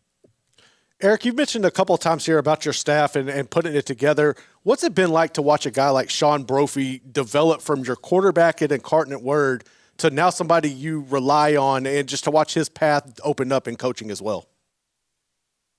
Yeah, I always believe in surrounding myself with smart people. And, you know, I think that's one thing that a characteristic I got from Coach Leach is learning how to hire the right people and surround yourself with great men that not only that aren't just yes men that are going to be there and bring something to your program. So always thought Sean was super bright as a player. And then, you know, he actually, you know, had his master's degree and had a great, you know, 6-figure job to go out and be there in Arizona working for his family's company. And he called me about 4 months into it, and he's like, Coach, my heart's in coaching. And I said, well, Sean, I don't have a job for you right now. And he said, I don't care. I'll come work for free. And so he came to Incarnate Word, started working for free. That next year we were able to get him on the staff. You know, a guy that is super disciplined, loves film, loves to develop relationships, really knows the quarterback position really well. And so then, you know, I had an opportunity to take him up to Washington State, and it's been fun to continue to watch him grow. And so one thing Mike Leach did, he took chances on people. You know, I don't think he always just made the sexy hires. He hired people he believed in that were going to be loyal to him, and people that love coaching ball. And so to watch his progression and know, I mean, there was not a question in my mind that he was ready for this opportunity. He was committed to it. I saw him, you know, come and work for free because that's how much he wanted to get in coaching and loved being around the game. So yeah, Sean was a no-brainer hire for me. Eric, you would have found a way to play college football somewhere, but how much did the air raid or what they now do with slot receivers, how much of a door did that open up for you and others that perhaps were overlooked because of your size? Yeah, I think, I think it started with Wes Welker, and, you know, he kind of made this a position that was, you know, wasn't there before, you know, the slot receiver, and you see these guys come in and that are 5'8", 175 pounds, and all of a sudden, you know, they're catching 100 balls a year for 1,000 yards a year. And so my dad was a basketball coach. I thought I was always going to play basketball. It was a thing, you know, I was watching this guy, Wes Welker, and dominate right down the road in Lubbock, Texas. And so it was like, I think I could do this. And so, you know, started going to camps there late. You know, knew that at my size, basketball probably wasn't going to be the key. You know, you turn on TV, college basketball, there's not many 5'8", 5'8" guys out there running the point guard anymore. And so yeah, I started, you know, my last year, I really went to all these camps and performed really well and ran some good times. But too, it was super attractive to me that how they were using him as a punt returner in a slot, and they were catching all these balls. And so yeah, I think the evolution of the air raid kind of was something that was happening before our eyes, and these smaller slot receivers were really becoming a thing. And I thought I kind of fit into the mold of that, and luckily so did Mike Leach and Dana Holgerson and Sonny Dykes, and they gave me a scholarship, and the rest was kind of history. Eric, we had the opportunity to speak with G.J. Kinne a while ago, and he said something that stood out to me about how right now in college football, it's kind of a young man's game, especially on the recruiting trail. And I think you can even see that kind of trickle up into the NFL with some of the younger coaches you're seeing develop. Do you think that statement holds true when you look at yourself and your situation and kind of the landscape of the game as it is right now? Yeah, I think so. But, I don't think you can ever overlook, having great experience at the same time. But I think that young guys are getting, these opportunities and proving, that they can do it at a high level and recruit at a high level and coach at a high level. And so, yeah, I think so. But at the same time, I always think that that there's a place for wisdom and there's a place for experience. And so, that's one thing that I do want to surround myself with not only great coaches, but great coaches that have great ties into the state of Texas. I think this is a state to where, some of my greatest friends and greatest coaches I know are Texas high school football coaches. And so to embrace yourself in that and to always have the mindset that you're always learning. And there's a bunch of things that I don't know that I want to continue to grow as a leader, as a coach, as a head coach. And I'm definitely not too proud to think that, I can't learn something from a high school coach. So we have one scheme right now that we're doing that's kind of taking storm in college football as a little screen pass, a GT screen pass. And I tell people we kind of started running it. Incarnate Word got really good at it. Everybody's running it now. And everybody's like, well, where'd you find that? And I'm like, well, we were watching recruiting tape one day and Canadian High School was killing a team with it. And I said, I called Canadian High School and said, hey, teach me a little bit about this screen you're running. And so yeah, I think there's definitely some truth to that. There's a bunch of youth out there right now that are doing great in the coaching ranks, but at the same time, I think you still need to grow and evolve and learn from smart people.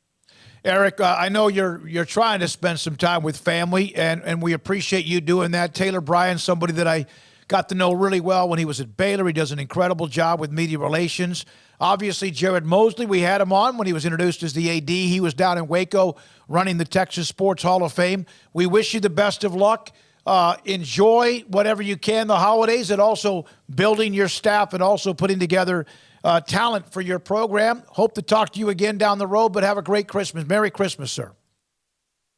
David, I've always appreciated your work and watched it from afar. Thank you for everything you do for football in the great state of Texas.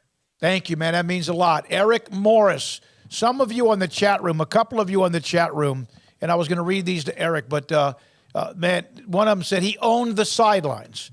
There's another one. Yeah, he owned the sideline. Arlo, Eric Morris was an incredible wide receiver at Texas Tech. And there was another comment about he was a great player. This is from Patrick on Eric Morris. He was a great player, an awesome individual, a great ambassador for Texas Tech. Thank you for those of you on the chat room. Thank you to, as well, both Texas State and North Texas for allowing us to have the opportunity to talk to two young, bright young coaches as they take over Texas State and also North Texas. One college note, Chase Brown, All-American type player, running back at Illinois. Very impressed with him.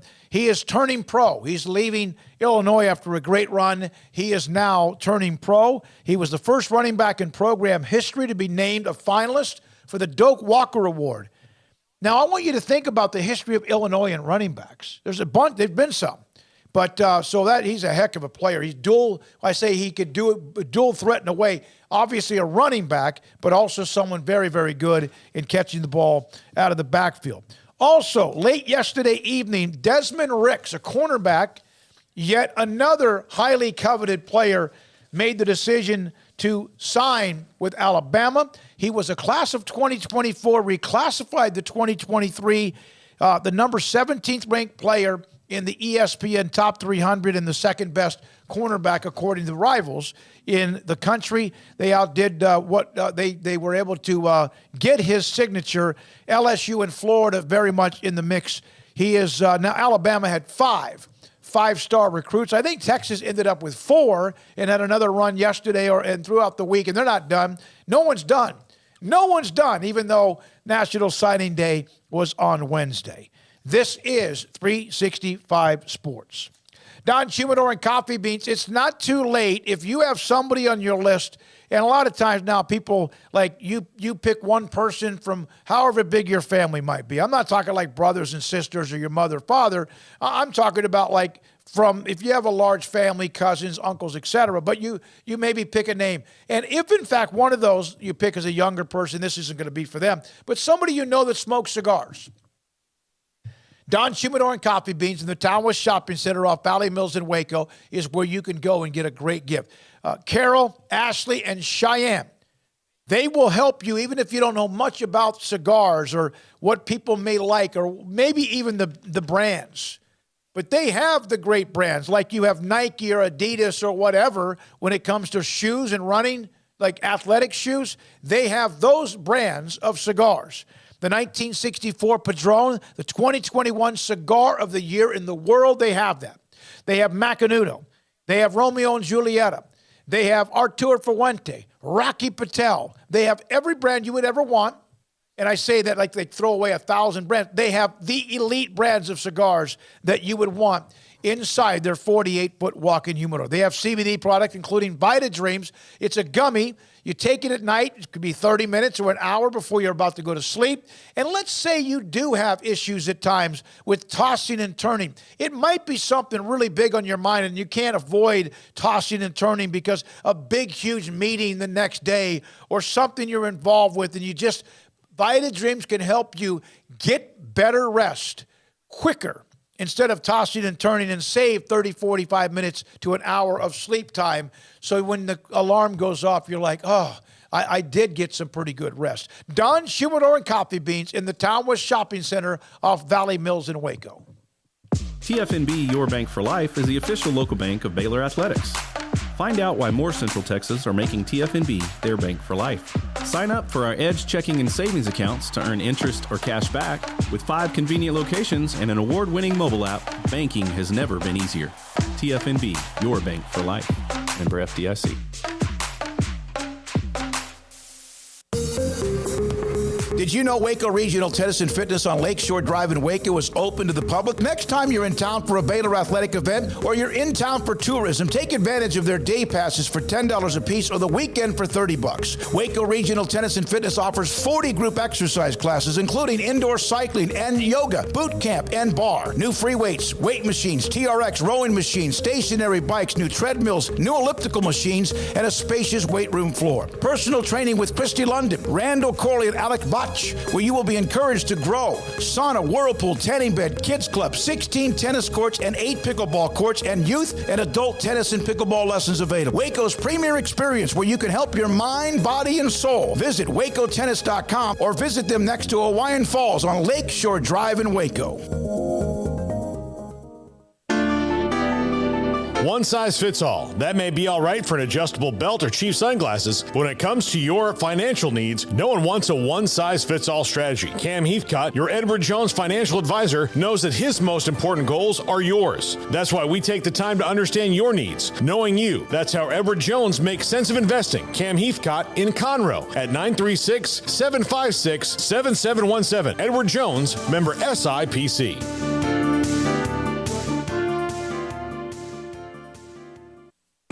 You know what would make this moment better? Pizza. Dough made from scratch and an Italian family sauce recipe pizza.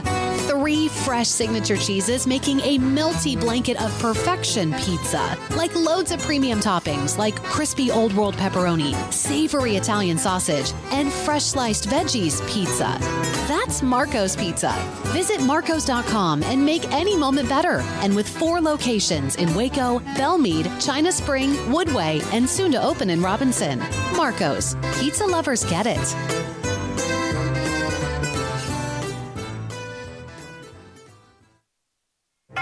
Boots add protection. Good boots help you climb better and move forward faster. And when your son or daughter steps into the boots of a U.S. Army officer, they also learn how to lead. In these boots, they'll gain more confidence with expert training in one of more than 150 occupational specialties.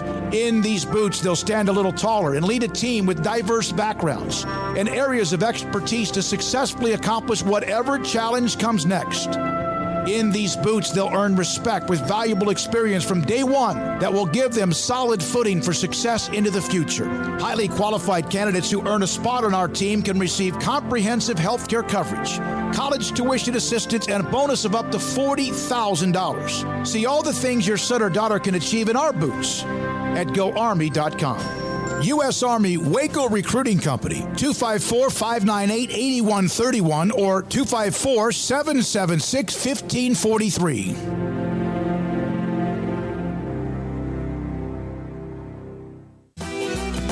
Shorty's Pizza Shack at 12th and Bagby is a homegrown, locally owned pizza place that's out of this world. Everything from the dough, the sauce, the sausage topping is made fresh in-house. Not to mention the amazing pizza pillows, the chicken wings are to die for. Try the Sikkim sauce, chili cheese fries or tots, plus great specials on food and drink every single day. Shorty's is also the perfect spot to watch the game with your friends. Shorty's Pizza Shack at 12th and Bagby. Tell them Paul sent you by.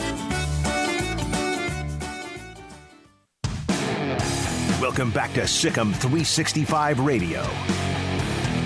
The 4 o'clock hour is sponsored by Boozer's Jewelers, the wedding ring store, specializing in custom jewelry and repair, all in-house. JJ Joe. David Smoak. Sorry about that. That's $10. Oh, no, Paul's not here, and neither is Craig. They're off for a while, and so anytime I interrupt that billboard, when there's a delay there, I have to put in $10 into the kitty, but they're not here. I don't think they're watching. If they're smart, they're relaxing. So JJ Joe in the next segment, and we've got to get into this. What the Blake Shapen, the quarterback room. We've discussed this with JJ before. We'll do it again. So Paxton, Eric Morris brought up Canadian the Canadian Wildcats. And every time I think of them, they've won multi-state championships. But when Paxton, who's very, very much aware of what happens in high school football in Texas, is a big UT fan, he mentioned Canadian Wildcats, one of the best small school teams I ever saw. 2015, I was going to broadcast La Vega winning their state championship against Argyle down at NRG Stadium in Houston. But one of the best small school teams, and I've seen a bunch of them. I have, from 1A all the way to 2 or 3A. And I'm talking about, in this case now, football's at 6A, so to me, 3A and below. 2015 Canadian beat Refugio 61-20, and it was one of the most impressive small classification teams, and I've seen a bunch of them. But that one there was at a level I don't know, they would be in that top 4 or 5 all time and maybe at the top of that list. They're always good, man. That 2015 team was really loaded. Anytime you get to see like those Canadian Refugio matchups, you're going to be in for something special. But yeah, your Marts, they're always in the mix. Albany's, but yeah, it was kind of funny just to listen to the similarities of the style, and it made sense, with Eric being from a shallow water and everything. So it was kind of cool to see that tie in. But man, there's so many coaches right now just across the nation who are Texas high school coaches in general. So it's always fun to kind of watch them get back from their mentors, per se. Absolutely. It was good to hear as well, Eric, discuss the legacy and also the impact Mike Leach had on him in his career. Now, we played, there was 2 or 3, 4 comments from Dave Aranda last night that stood out to me, and one of them was a question I asked, and it's not because I asked it, but it needed to be asked. Where in the hell is the momentum from 12-2? It's gone. When did it disappear? Did they take advantage of it? And he gave us a really good answer. The other part of it was one of the first questions that was asked by Drake was this question about how are you going to stop the bleeding, so to speak? I think it's to focus on things that are right in front of you, things that you can control. I think, I think the morning of, so yesterday morning, right, the morning of signing, I show up, it's early in the morning, and one of our video guys is there, and I'm going to grab a cup of coffee, and I ask him how he's doing, and he goes, I'm kind of not great. And I asked him, what's going on? And he brought up the recruiting part that you mentioned, and I just think, that that was a struggle for us just with the losing and everything else too. It just kind of permeates. And, you know, I think the staff meeting we had yesterday morning was, man, look at all the guys that we got. Look at all of the talent that we have, the people that are now going to be a part of Baylor, the families are now be part of Baylor, and how much they wanted to come to Baylor. That is Dave Aranda in the postgame last night after the loss to Air Force. And the question now, you've lost 4 straight, blown out by Kansas State. The gut-wrenching ending against TCU. And, Garrett, I think we'll go straight to JJ here, if it's okay. Okay. The loss to Texas when you led in the fourth quarter, and then they ran 22 consecutive plays down your throat. And then last night, the loss to Air Force, on top of the kick in the you-know-what when you had a quarterback committed to you and Austin Novosad as long as he did, and it didn't work out. Now, he's not coming to Baylor. Fine, you got to go find somebody else. There's not a lot of 4- and 5-star guys out there, but there are some diamonds in the rough, and there are quarterbacks that maybe just for whatever reason get a lot of attention. They didn't get a lot of attention. You got to find one of them. You got to find at least maybe a transfer portal or 2. I was talking to Paul earlier today. He's on his way to Nashville, and one of the things you got to have is someone's got to push Shapen.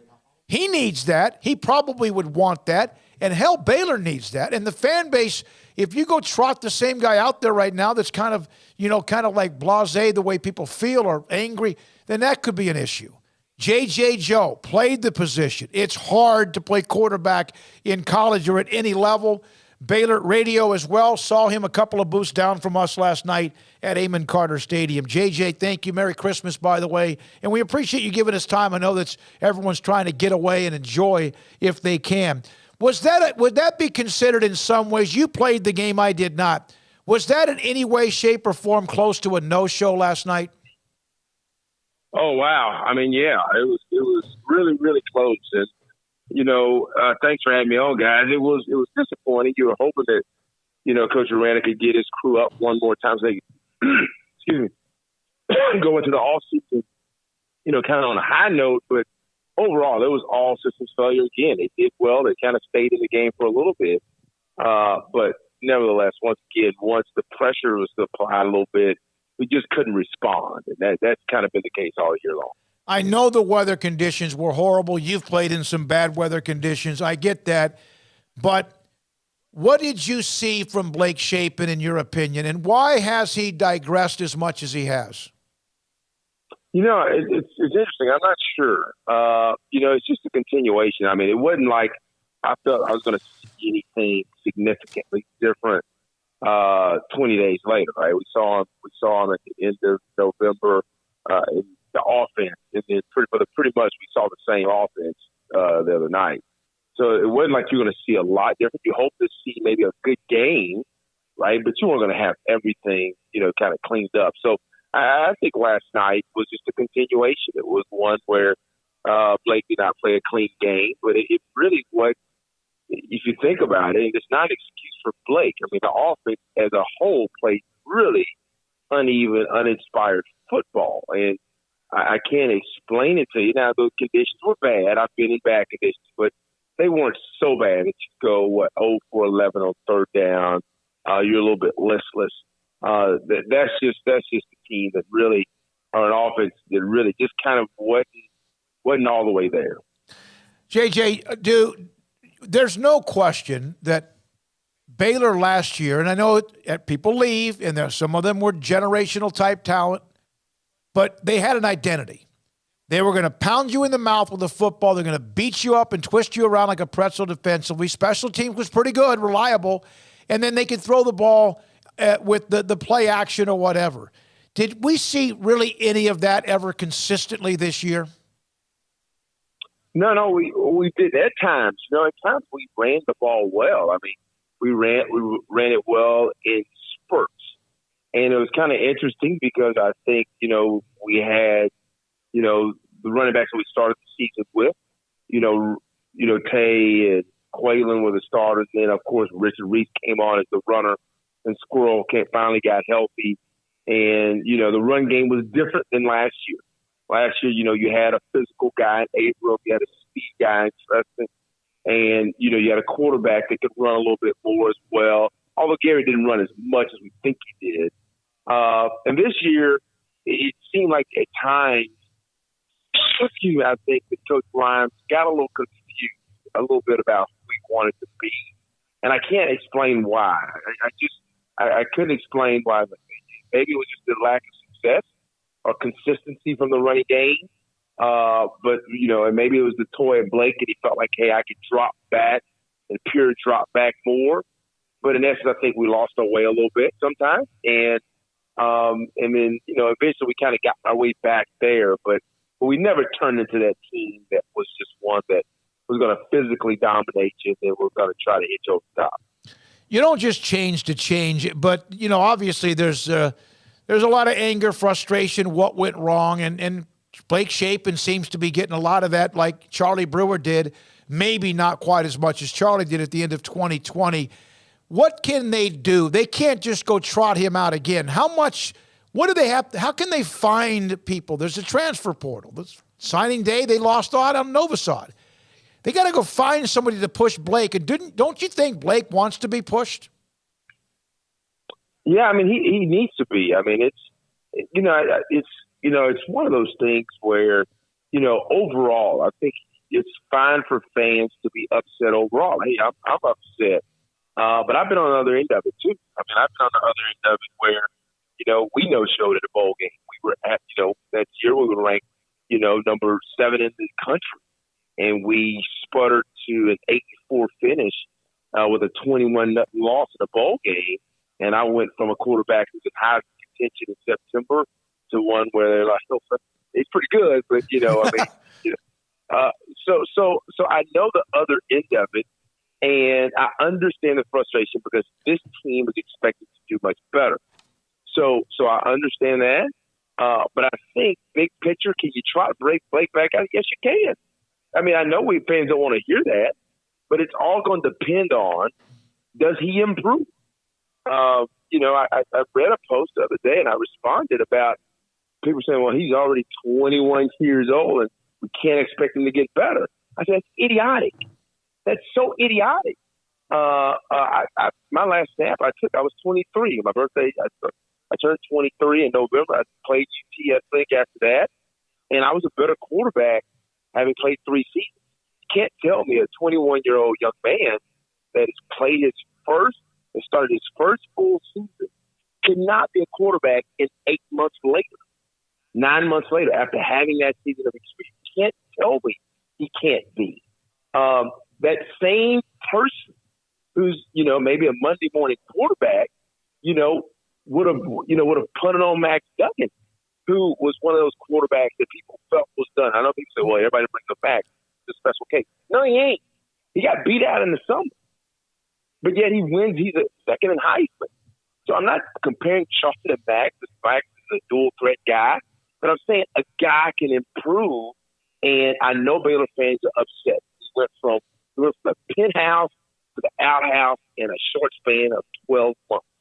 But part of college football is development. Even though Blake is 20 years old, who just started 14 college games, you can't tell me he can't get better. Now, will he get better? That's on him.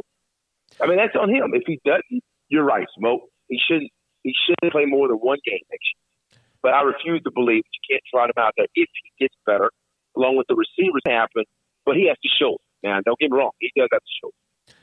How can he be who he was in the first half against Oklahoma State and then at times this year maybe flash that but never was able to be that?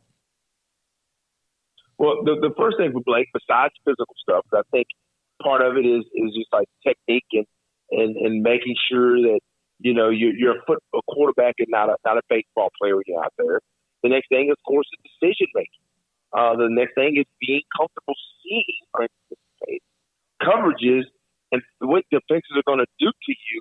That I can tell this year he wasn't as comfortable. Now, that's where the development happens. The development to me happens where, okay, as a young man, yeah, I can clean up the physical stuff with my quarterback coach during the offseason. But the question is, will I get in the film room and video room, identify what defensive coordinators are trying to do to me, and then know what the answer is. There's a couple times in the game last night where I felt like Blake didn't know what the answer was. And you want to see him know the answer in the 13th game of the year. So can that stuff get better? Because I think you can see a vastly different quarterback if you have a young man who says, okay, on this down, hey, here's the coverage I'm expecting. Okay, I did get that. Well, here's my safe valve, or here's what I'm supposed to go. That can improve. So he has to get much better at that. And I think with a season under his belt, having the defensive coordinator show him everything this season that he's going to see. Blake is not going to see he's not going to see another coverage or another defense that he hadn't seen in his previous 14 starts. So now the question is, can he play better and anticipate what's coming when he lines up again if he ever gets that shot? As much as I hate to lose Austin Novosad to Oregon, that's the future. If that dude was playing next year, we'd be 6-7 again. Trust me. If he was playing, we'd be 6-7. So I hate it for 24-25, but for 23, if you're not getting somebody with experience who has, some stuff under their belt, then you're going to be in trouble anyway. We saw right down the street, Smoak, in Austin, they had a guy who was one of the top-rated quarterbacks in the country. They didn't want him to throw the ball against Baylor. Yeah, they kind of just buttoned him down. They just and they didn't probably have to, but you're right. One of the most elite type whatever talents everyone's talked about, and he showed youth as well. JJ, if you were a quarterback, and this is not to be critical, but based on what we saw offensively this year, and yes, they lost some dynamic talent on both sides of the ball, but if you were a quarterback and you saw what Baylor has been at times this year, and more often than not on offense, would you want to play there? That's a great question. I think Grimes has a good, Zach Wilson is doing well. I mean, it's all got to bring up right now, but he had a lot of success in this offense. I think this offense, last year we saw what Gary and Blake combined did in 21 season and the 22 Sugar Bowl. I think you would. It wasn't great, but I think you would want to play here. But I think the magic to me is Coach Aranda and his staff. The question is, can you get receivers? We've seen a transfer. They got a transfer here. You have some young guys here. Amani Winfield is a young guy. Josh Cameron's a young guy. They have a lot of young guys. If you can get young receivers, if you get a quarterback, but you got to get receivers. And I think Coach Grimes has shown that, hey, I'm willing to throw the ball. I'm willing to pass the ball if we have the right combination of talent. So, the question will be to me is Coach has to remember why you are a power running team, and this is Coach Aranda, and you want to commit to be physical. We're in Texas, man. We grow receivers, we grow quarterbacks, and you have to have something that's attractive to those young men, and you got to get them on your campus because at the end of the day, we're Texas. We're not Michigan. We're not up there up north. So I think you can. But the question will be, first for me, is getting the wide receiver talent here. You got to track those guys because I think that helps attract quarterbacks. And by the way, as frustrated as maybe you are or anyone else might be with what they saw, and the question I asked you was very fair, but Jeff Grimes, he didn't forget everything in a year, no different than anyone else didn't do. It's just sometimes it's what you have to work with. But, boy, there's a lot of pressure, I'm sure, on the offensive coaches, Sean Bell, quarterback's coach, to make something happen also in the transfer portal and get this passing game because they made the decision, JJ, and I don't think not many people argued with it back in February, March, or whenever it was with Gary Bohannon and Shapen because of what we saw against Oklahoma State Big 12 championship game. In the end, is there a possibility they made the wrong decision? Yeah, it's all when you make a decision, Smoak, you can imagine. I mean, I would say look back on it and say, hey, man, so we have kept Gary around.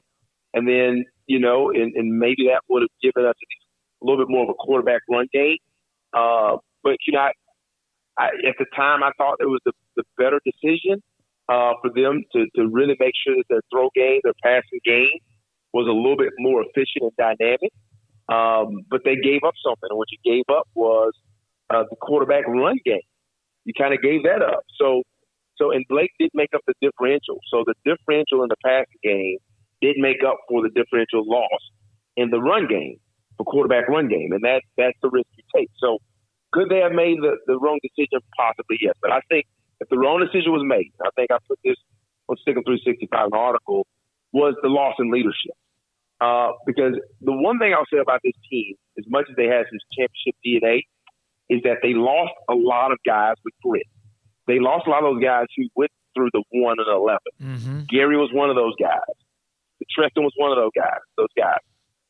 JT, all those guys they lost were those guys that were hard by being really bad, laughed at, and have to fight through it and go through everything and get to finally 7-6 or 6-6, and then get to they were there. So I think the loss of Gary hurt their leadership. It seemed to me that this team never had anybody, despite having a lot of returning big guys up front, never had anybody that said, we're going to lead it, we're going to run it, follow us.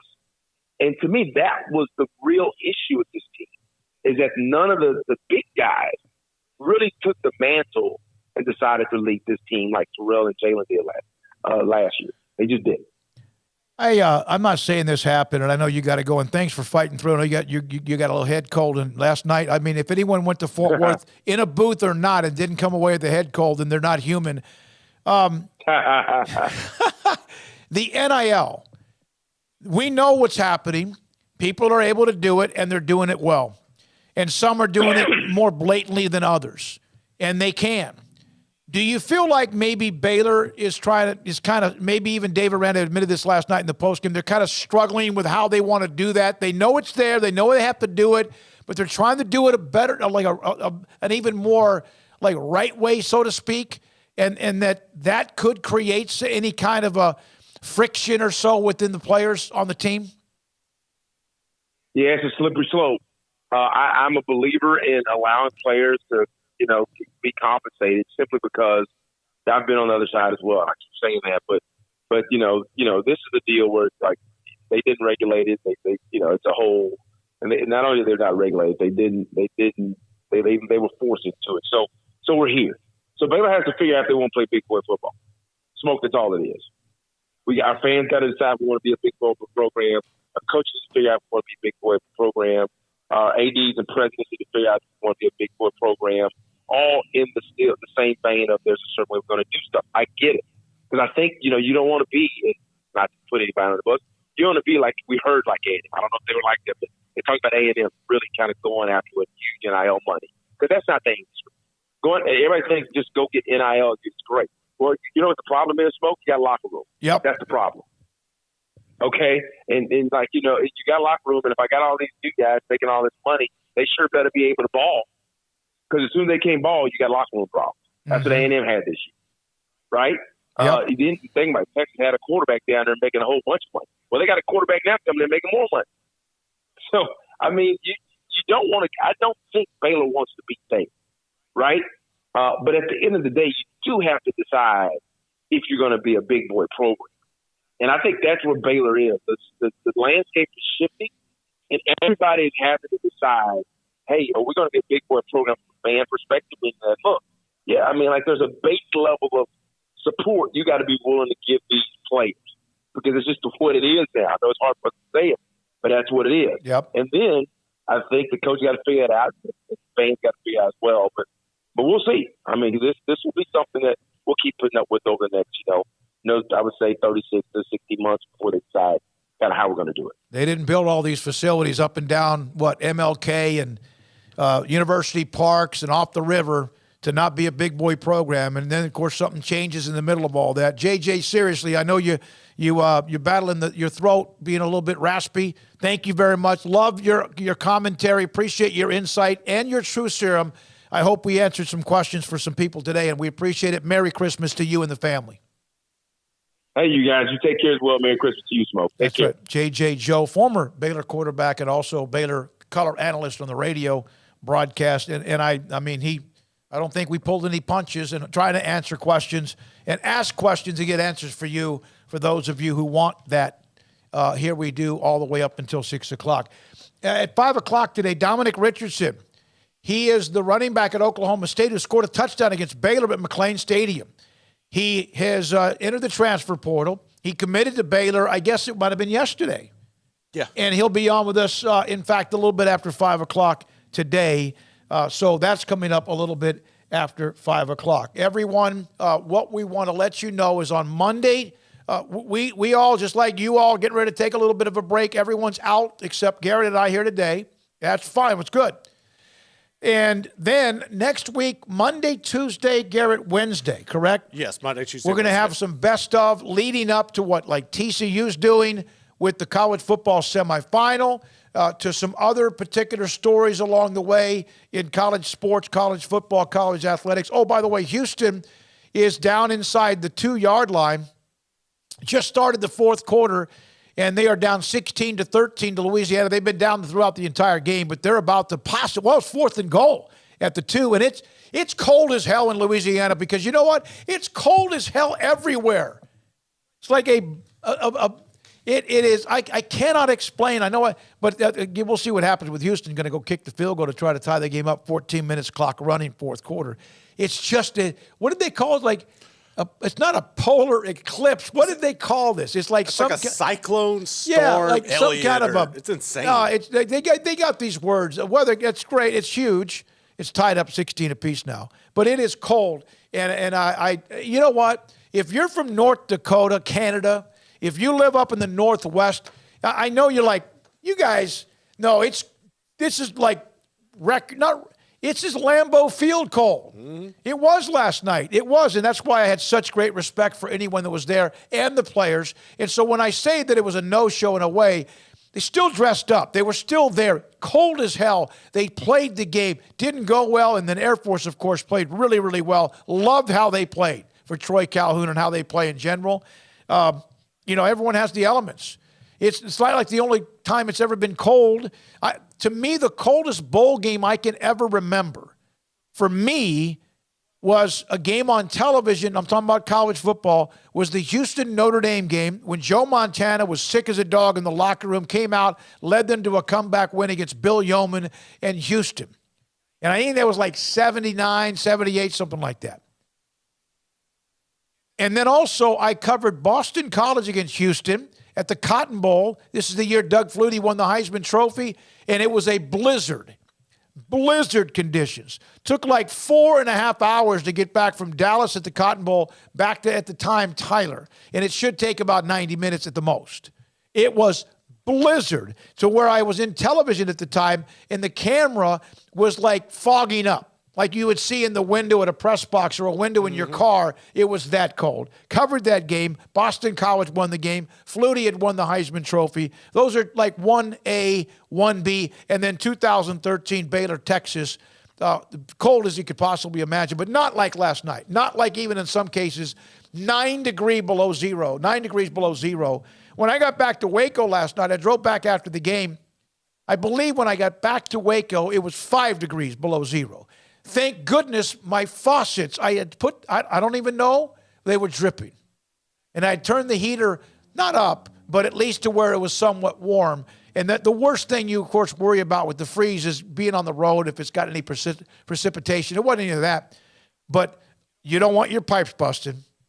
Garrett, have you ever been in a place where your pipes busted? No, I try to avoid that like the plague. Yeah, I've seen pictures, and it's terrible. Even if you have to, and again, everyone else is going through it as well, so you got to be careful not to be too selfish, but it's your class, your condo, your apartment, your house. Man, you got to get that water dripping overnight, because if it doesn't, and then all of a sudden you turn on a faucet and it's all, bam, then you have a nightmare with the pipes busting.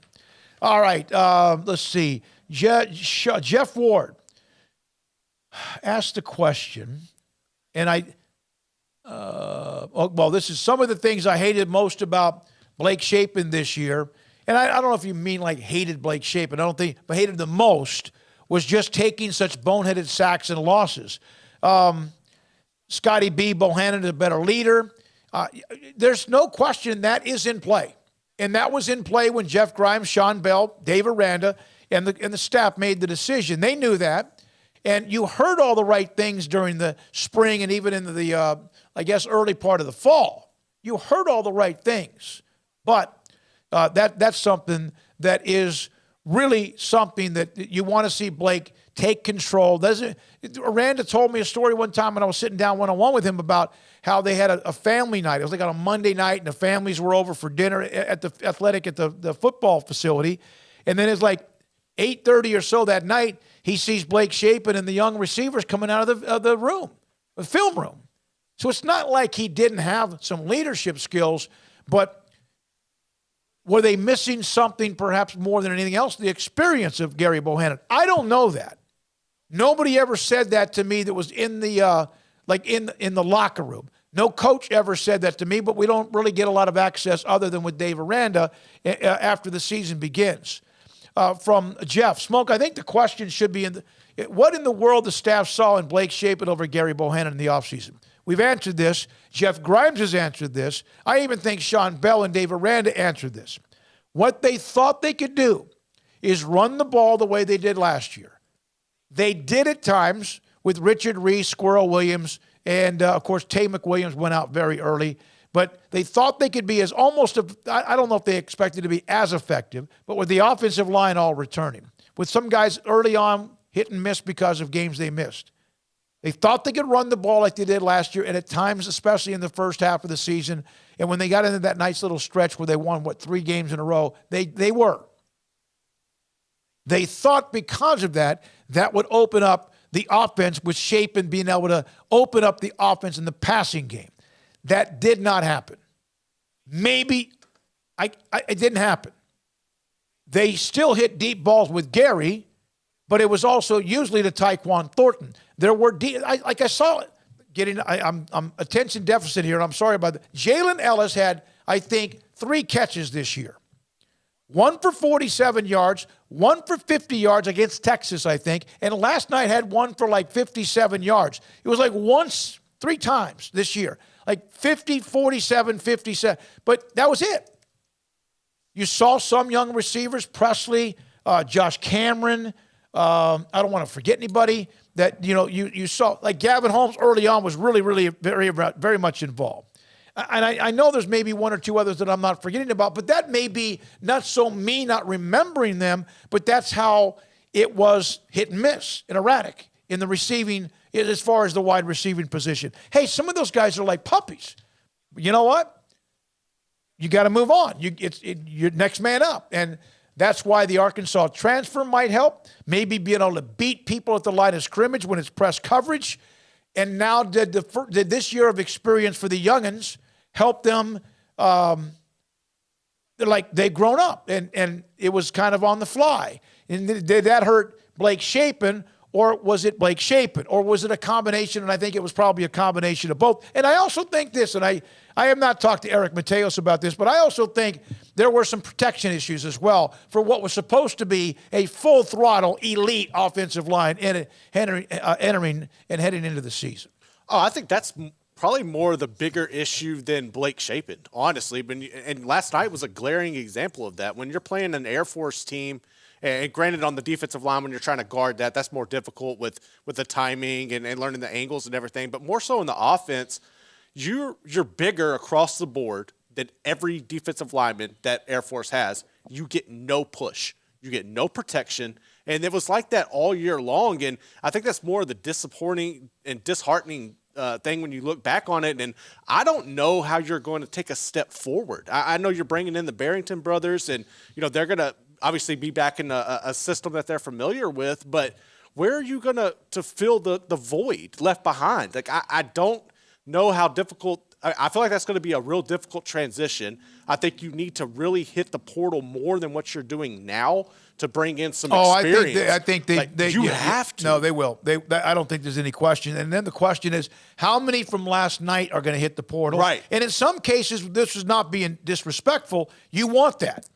You need a little bit of a little shakedown in some ways, and let guys go play if they don't feel like they're getting enough or they themselves have not been productive. And by the way, if players don't play, don't always blame that on the coaching staff. Blame it on the guys who aren't playing, because by God, they were looking for people to make plays. So there's that as well.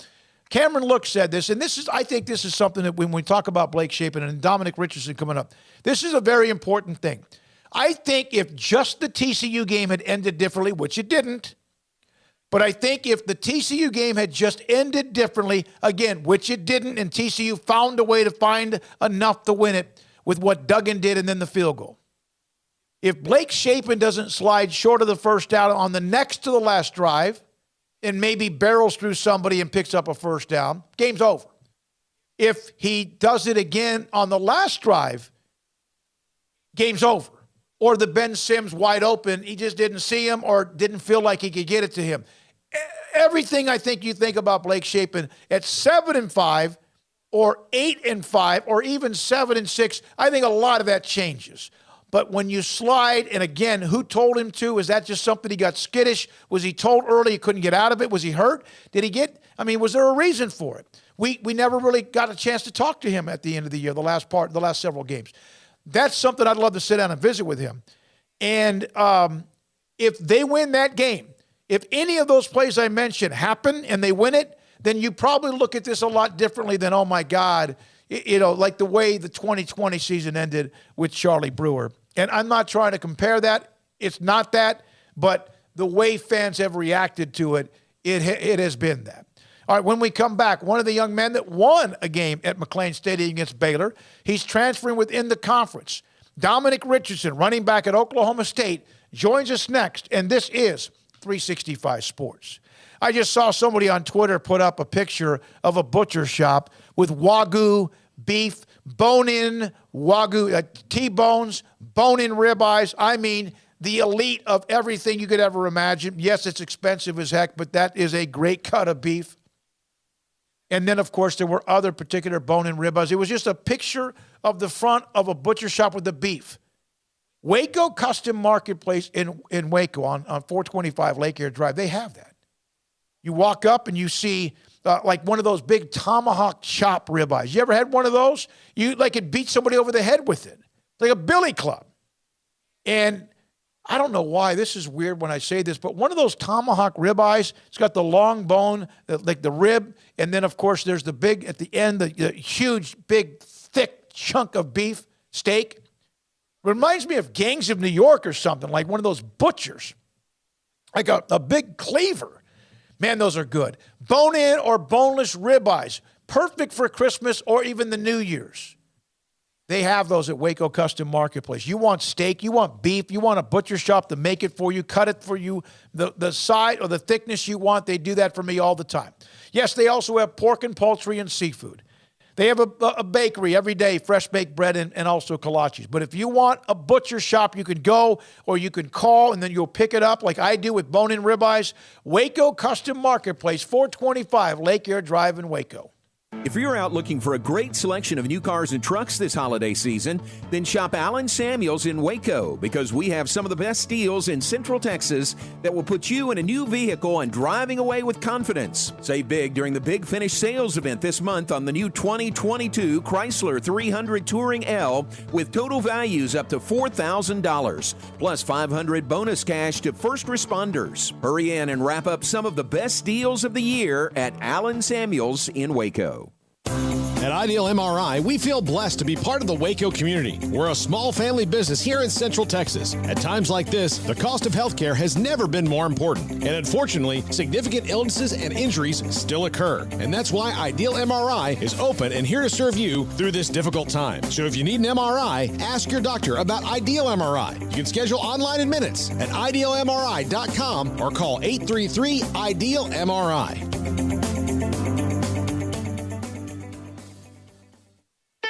Don Humidor, your home with a 48-foot walk-in humidor with the elite cigar brands from around the world, including the #1 cigar of the year, Aging Room Cuatro Nicaragua. Plus, they have the great brands like Macanudo and Artur Fuente, Rocky Patel, Aston, and so much more. CBD, great for sore muscles, aches and pains, sleep, Vita Dreams, and anxiety, mild depression, general health and wellness. Their staff very knowledgeable on the subject. If anyone is curious about CBD, ask Carol and Ashley. Don Humidor in the Townwest Shopping Center off Valley Mills in Waco. 1, 2. I'm in love with a man named Rudy. I'm okay with that. He knows exactly what I want. He keeps me coming back. He cooks breakfast, lunch, and dinner for me. does the dishes too. I'm in love with a man named Rudy, last name Barbecue. It sure is easy to fall in love with Rudy's tasty oak smoked barbecue. Next in line. With so many companies and policies out there, it gets so confusing shopping for insurance, and I never know if I'm getting the policy that's right for me. Luckily, I met the team at the Niche Group Insurance Agency. With the Niche Group, you can go to one company and get access to coverage options from many insurance carriers, and you get to speak to a real person about your specific coverage needs. With the Niche Group, I know I'm getting the right coverage at the right price. If you need insurance, talk to the experts at the Niche Group at 1-800-258-8302. Hi, this is Paul Catalina. I recently got engaged to the love of my life, but the most important thing that I had to do before I popped the question was get that perfect ring. And I know nothing about rings. So I went to the wedding ring store, Boozer's Jewelers on Valley Mills Drive. I knew I needed a custom design, and that's exactly what they do. 9 out of 10 of their engagement rings are designed in-house. The entire process took less than a month, and they were great every step of the way. Great options on financing, excellent selection, and talented designers. My fiance and I get nonstop compliments on the ring. I only deserve credit for doing the smartest thing I could, walking into Boozer's and letting them work their magic. Your one-of-a-kind fiance deserves a one-of-a-kind ring, and that's what you get at Boozer's. Boozer's Jewelers, the wedding ring store on Valley Mills Drive. Stepping into the boots of a U.S. Army officer can add confidence and leadership skills to your son or daughter's career path. See all the things they can achieve in our boots at GoArmy.com. U.S. Army Waco Recruiting Company, 254-598-8131 or 254-776-1543. Welcome back to Sikkim 365 Radio. Want more updates during the day? Follow 365 Sports YT on Twitter. All right, appreciate all of you on this Friday, the eve of Christmas Eve. Of course, Christmas coming up on Sunday. Hope you have a great Merry Christmas, and obviously the next year get into the Happy New Year. We're now joined by Baylor running back Dominic Richardson. He joins us, former Oklahoma State running back. He joins us on 365 Sports. And Dominic, thank you for jumping on. We really appreciate your time. Absolutely. What was it about Baylor that made you say, that's where I want to go within the conference against a team, as you know, Oklahoma State and Baylor have had some battles? Man, just going there with my, my girlfriend, my grandfather. We just was welcome like right away. So just meeting with coaches there, the running back coach, the head coach, it just felt like home, man. I don't know, it just kind of hit me right away. Just going to experience their practices, and I just like what they do as a team, how they like operate with each other, and just like different drills they do as well. And just like I just felt like it's like a family, atmosphere out there. So it's just connecting me heavy. Juice Johnson, of course, the running backs coach. Can you kind of take me through, once your name's in the portal, how all of that developed with Juice or Jeff Grimes or Coach Aranda and all the relationships involved? Man, so Juice kind of, reached out to me first, and we just started chopping up on the phone, and he was just telling me how great of a place is up there, and how much he'd be appreciated if he had me as a former player. And I don't know, we just kind of connected with each other like right away as like running back coach and a player, and just everything he had to say to me as like individual drills, and this is what he can offer for me, and just like all the family things around it. So it started from there, man, and I just already felt that connection very strong, and that means a lot for me because I'm a family-oriented person. I feel like he kind of welcomed me in as like as his own son. So that meant a lot to me, man. And so going up there and like meeting the head coach and everybody else on the staff, it just was something great. What was life in the portal like? Can you kind of give us, for someone who's now experienced the decision to enter it, what is it like once your name's in the portal? Is it crazy? Do you get your phone blowing up? What's that like? Yeah, it's crazy. As soon as the portal, opened, it was like already 700 players in the portal, and it rose up like before that as well. So just being in the portal, man, it was kind of a stress for sure. But like my phone was blowing up from different kind of schools, and my door was open for everyone. And I talked to many coaches, and they offered me great things as well. But when Baylor, contacted me, and me and Jones just to kind of just chopped it up, and I was like, man, he caught my attention with everything he had to say. It's the person who he was, and his sense of humor, all that stuff just kind of mattered to me. So it was a done deal for me. You played against Baylor at McLean Stadium in a game in which, of course, there was a lot of emotion because of what Baylor had done to win the Big 12 title up in Arlington not that far. I guess it was in December of 2021. You scored. Right. I think you had 73 yards, 14 carries. I got to tell you, remember, Dominic, I didn't know, I thought you'd be at Oklahoma State forever, or at least until your eligibility. I thought that the running game against Baylor, despite big plays that were made in the kick returns, I thought you guys grinded on them. A hell of a defense. You had a really nice day that Saturday. What's it like all of a sudden now you'll be playing against them or with them? It's crazy to think about, honestly, because every time we play you guys, it's like the biggest game for me. You guys got a great Baylor has a great defense and a great offense as well. They produce good running backs as well. I've seen that through my years at Oklahoma State University. So I scored my first 3 touchdowns against Baylor, my career touchdowns ever. So that was a big deal as well. So just being able to join the other side, I just think it's crazy and it's unreal. But I'm just excited to go, man. And I know I joined a great group of family and a great team overall. And I'm just happy to get started, man. And that's about it. I just feel great that I'm welcomed home, and everyone's treating me like family. That's the main part of it. Describe your style. Tell me kind of describe your running style, if you would. My running style is pretty much I'm a downhill guy. Mm-hmm. I can be elusive at times. I like to go through you. That's my go-to. But I can catch you off guard. I feel like, and can be elusive as well. And that's pretty much my running style.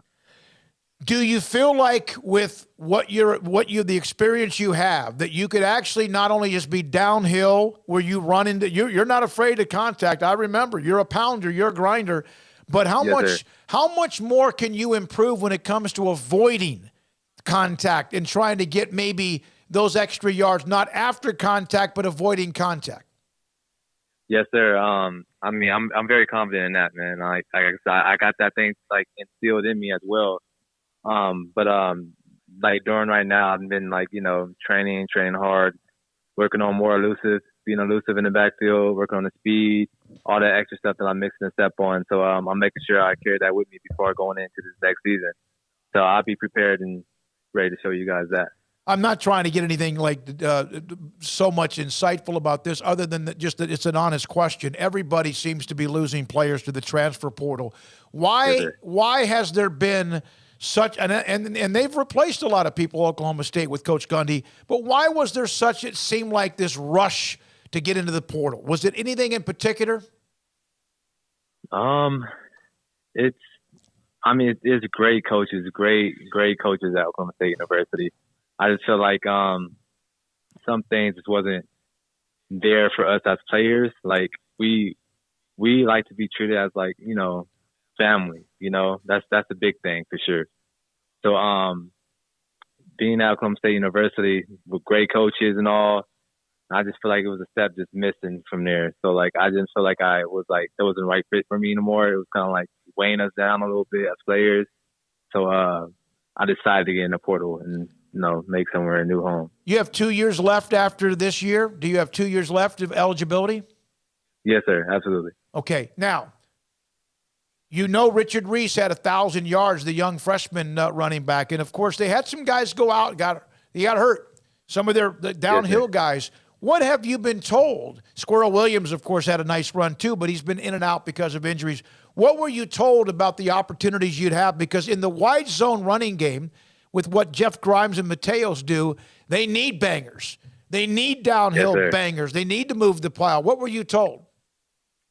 Long story short, I've been told that we need toughness on their offense, and someone who's willing to bang it out and grind it out, and just be a tough individual. And so I know I have some I have to go down there and compete, whatever and all that. And just some great running backs down there for sure. And I can't wait to join them and to teach each other different things as well.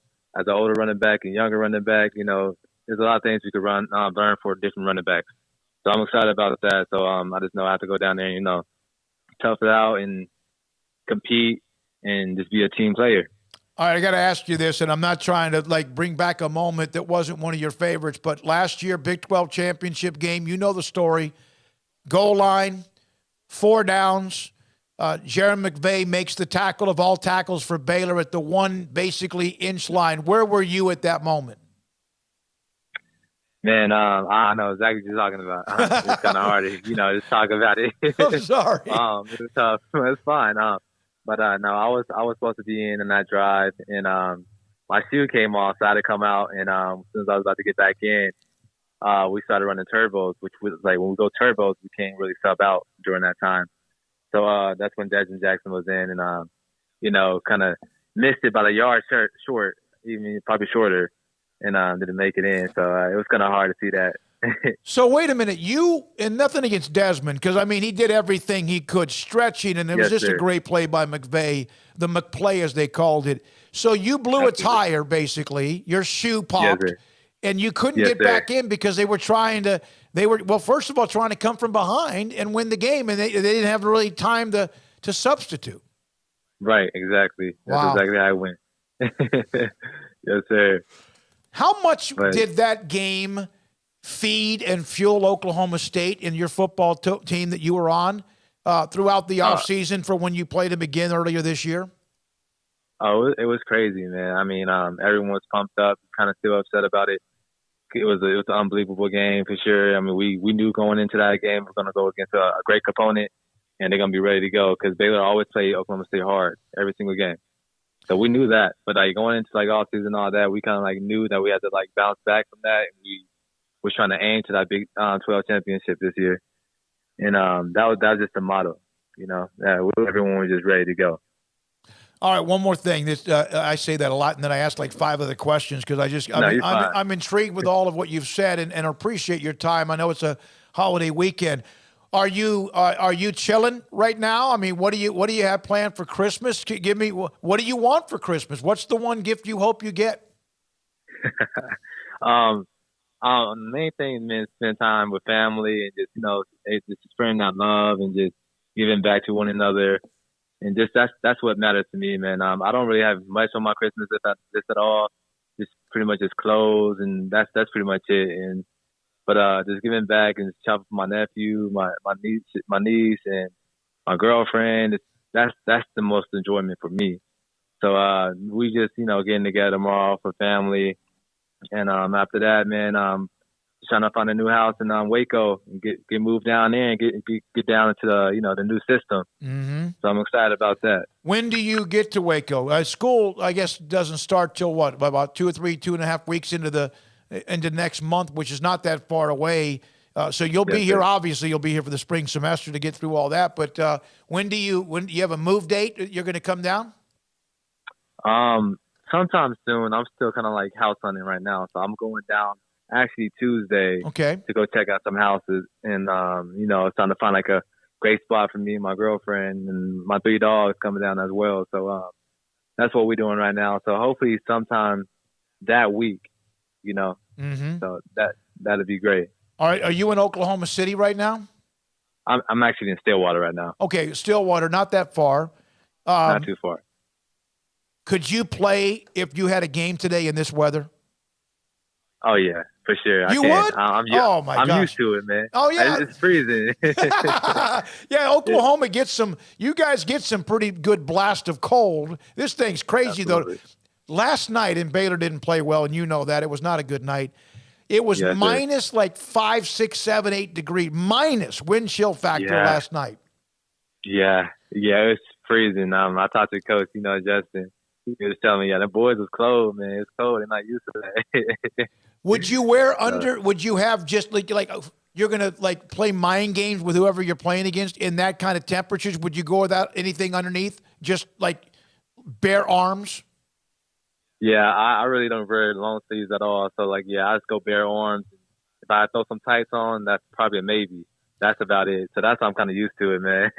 Man, well, you got to get in it. It's not as cold if you're winning. Yeah, and it's Yes, surely sir. not as cold afterwards if you won the game. And obviously, Air Force, they look really good with what they did. Hey, Dominic, it's great to have you on the show. Congratulations on what you're trying to get done. We'll see you, of course, during the spring at spring drills and whatever else. Good luck finding a house with you and your girlfriend and the dogs coming in. What kind of dogs are Yes, they? sir. Half golden retrievers. Golden retrievers, huh? Yes, sir. Great dogs. Those Great are dogs. gorgeous, smart, beautiful dogs. Good luck with all of it, Dominic. Absolutely. Merry Christmas Thank you. to I you, and thanks appreciate for your that. time. You too. You too. You too. Good. What a great personality. I like him, Garrett. I was one of the things. He's a downhill guy. They need that. They missed that this year, and a lot of it was because players who would have been downhill they were hurt. Reese was fantastic, but he's not a guy that's going to break many tackles, although he'll get in the weight room and get more of that done this year. And then Squirrel, he's just going to run through you or past you. So they needed that. Not sure what that running back's room's going to look like. But you got to learn how to avoid contact, too, and make some people miss, which is something he has to work on this spring when he's during spring drills with Juice and company. I think one element that he can bring to Baylor next year that will really help them is pass blocking. Because when you watch Baylor this year, other than Quaylon Jones, they really struggled pass blocking and helping Blake Shapen in really those dire times when the offensive line was just not holding up their end of the bargain. And to kind of listen to him talk and describe his running style, and then obviously just from what we have taken away from watching him play, it's almost like they look at him to fill the void of an Abram Smith. Like he was excited about contact. He wants to run through contact. He's big, he's strong, he's fast. Just listening to him talk, and I feel like that was one thing this year that their running game really missed. And I know coming in, you had everybody coming back as far as your line entrenched, and you thought you could kind of duplicate what you did last year, but I think you really missed that style that Abram brought. And I know Treston did his thing, but I think you have that in a guy like Richard Reese. You have that Treston style. I still feel like they're looking for somebody to bring what Abram brought, and I think Dominic might be the right fit and the right person to do that. Yeah, Dominic, if you look at his numbers, he would have been like Squirrel ended up with 550-something yards. Right. Obviously, Reese was just over 1,000. He had 149 carries, 543 yards this year, 8 touchdowns. He scored. He got those ones down near the goal line, which weren't easy for Baylor this year, and they're really not ever easy. Had 22 catches this year for 10 yards a pop, averaged 3.6 yards a carry. He's a mutter. He's a grinder. He's a pounder. He's not a thoroughbred, and that's not a negative, but he can maybe break a tackle. Next thing you know, he's got 15 to 20. I remember the game with Baylor. They were getting 3, and Sanders ran well, Spencer Sanders, but they're getting 3, and they got 3, and then they got 4, and and he was getting the tough yards. And so thanks to Dominic Richardson, they call him Nick. Thanks to Tom. I think Emory went to school at the same high school as Dominic Richardson did. That would make sense. Some reason he said that to me last night, and I kind of grabbed onto it, but my brain was frozen. Right, I'm sure. Even inside of the press box. Bobby B, great kid, great interview. So thank you very much. Hey, wait till he hears the Velveteen Rabbit story. Can't wait to see him play next season. One thing about the Velveteen Rabbit story, and I saw a little bit of this smoke on the message boards and a little bit on Twitter. Last year when Dave Aranda and Baylor went 12-2, he was a genius. He was the ninja or the Jedi or whatever it is, and then you're winning.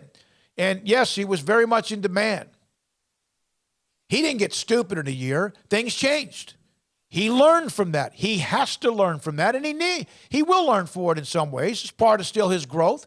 Can you imagine from 2-7 to 12-2, if they can get anything from 6-7 to whatever, and that's going to be hard. It's going to be really, really hard. But I even saw some people start to poke holes at some of Dave Aranda's philosophical things. That's who he is. He's not going to change who he is because you're mad at him because they're 12-2. He may change some ideas and philosophy and coaching, but he's still the same guy when it comes to analogies and what he likes to refer to when he's talking about his team. Don't be that person that starts to go, I don't want to hear any more about Velveteen. You love that. I almost said a word I can't say. I can on YouTube. Man, you ate that up last year. You ate that up last year, and now you're like, I don't want to hear about. Stop. Does he need to coach better, have a better offseason, do better in the transfer portal? Do they need the quarterback room to get better, more competitive? Absolutely. You don't think he knows that, but it's because all of a sudden they go from 12-2 to 6-7. You don't want him to be who he is? Isn't that what Dave Aranda said makes it so comfortable for him at Baylor? Not that he can go 6-7 and coast. He's pissed too. He's very disappointed too, as much as you are and more. But all of a sudden, isn't that what you loved about him? He's a great fit for Baylor. So anyone that was like popping off because of the books that he referred to or whatever, stop. Don't be hypocritical. I'm going to go straight to the chat room in the next segment. Let's do this. I want to know where you are and what is the wind chill, or what was the wind chill last night where you live. You could be in North Carolina, or you might be in Utah, or like Phil, our good friend Phil, up in Vegas. Steve up in, he's in Florida right now, but normally would be in Cincinnati or in that Cincinnati area. I want to know, what is the wind chill where you are right now? Like right now in Waco, I think the temperature's like 17 to 21 degrees. Let me see here real quick. Wind chill 17. Again, last night when I drove into Waco, it was -5. And believe me, unpacking my car and trying to get that thing where I didn't have to deal with it this morning, it was -5. What was the lowest it got where you were wind chill last night? And what is it right now? Just curious, and tell us where you are, whether it's Salt Lake City or Orlando. And if you're in Orlando, we don't like you. We're not happy with you. And if you're in Hawaii, we really don't like you. But just to kind of have fun in the next segment with that, this is 365 Sports. All right, what do we have here? Dr. Kent Petty. I can do this one easily. Appreciate Dr. Petty, what he does. Dr. Kent Petty, Petty Clinic, lowt.com. In Waco, his office. Started this a few years ago, like in the last 8 to 10 years. It's become a big deal. It's something that maybe was a taboo discussion about ED and sex drive, and oh my God, how do you battle that? Dr. Kent Petty can help you. Petty Clinic, lowt.com. What he does, what his staff does, is they get blood results from your lab work, and they'll set that up for you and take care of it. But they get your blood results, and if your testosterone level is dropped or too low, and again, as you get older, 1 out of every 3 men, 3.5 men have symptomatic issues of low testosterone. And it doesn't have to be your sex drive and ED. Could be sleep habits, could be your focus, could be that it's just not, you're not the same. Could be your strength. Dr. Kent Petty gets you set up, as staff will get you set up to get your lab work. That means they'll draw blood. They'll have somebody, they'll set it up, tell you where to go, take care of it, get your blood results, look at it, and if your testosterone levels are too low, they can put you in a program to increase your testosterone levels so you can get rid of all those symptoms that maybe you have. Is it ED? You know what? That was just something that people didn't talk about. Maybe behind the doors, or now it's watch TV. How many of those commercials are out there, right? Fix this, fix that, take this, take that. Dr. Petty can help that with what he does at pettycliniclowt.com. Hi, I'm Mark Stewart with Bird Colgin Ford. It's that time of year. It's football season. And BK Ford is a proud supporter of the best high school football teams in Texas, right here in Central Texas. BK Ford is proud to sell the #1 truck in Texas, the F-Series truck, led by our leading rusher, the F-150, 45 years in a row. Lock in your best price and rate today by custom ordering your new F-150 at BK Ford. Simple, easy, trusted. Experience better at Bird Colgin Ford.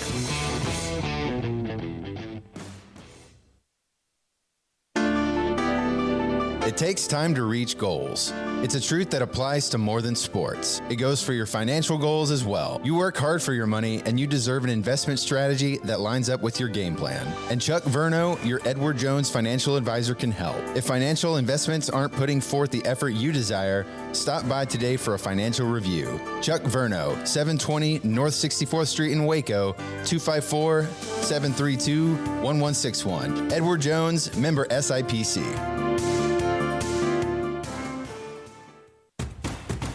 Hey, This is Bryce Petty, former starting quarterback and two-time Big 12 champion, and I know firsthand the importance of being in top shape both on and off the field. So listen up, men. If you're feeling beat down day in and day out and looking for that high-performance edge that separates the men from the boys, then look no further than the Petty Clinic Low T in Waco. Petty Clinic is a comprehensive men's healthcare clinic with an atmosphere catering to men. Board-certified Dr. Kent Petty has a special interest in offering the highest quality medical care to men of all ages. Some of the services offered include screening and treatment for low testosterone or thyroid, infertility, high blood pressure, diabetes, high cholesterol, sleep apnea, while offering comprehensive wellness exams and complete men's health lab panels. High performance men, remember, it's not just a Petty thing. This is Bryce Petty, encouraging you to reach out and Google search Petty Clinic Low T or go to pettycliniclowt.com and get your complimentary lab screening today.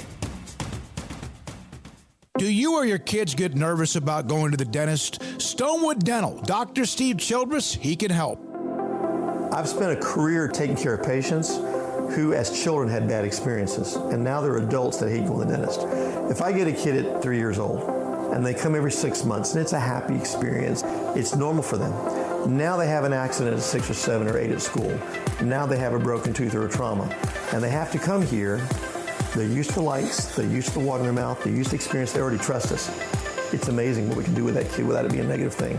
But if I see a 6 or 7 or 8 year old that's never been to the dentist, and now they have a trauma or an unfortunate unexpected toothache, it's harder to do that for that kid and it not be somewhat of a negative experience. So bottom line is I try to teach kids and adults and teenagers and everybody the way I'd want my family treated, which is where it's a necessary part of life. You just take care of it. It doesn't have to be that big a deal. Learn more, stonewood-dental.com.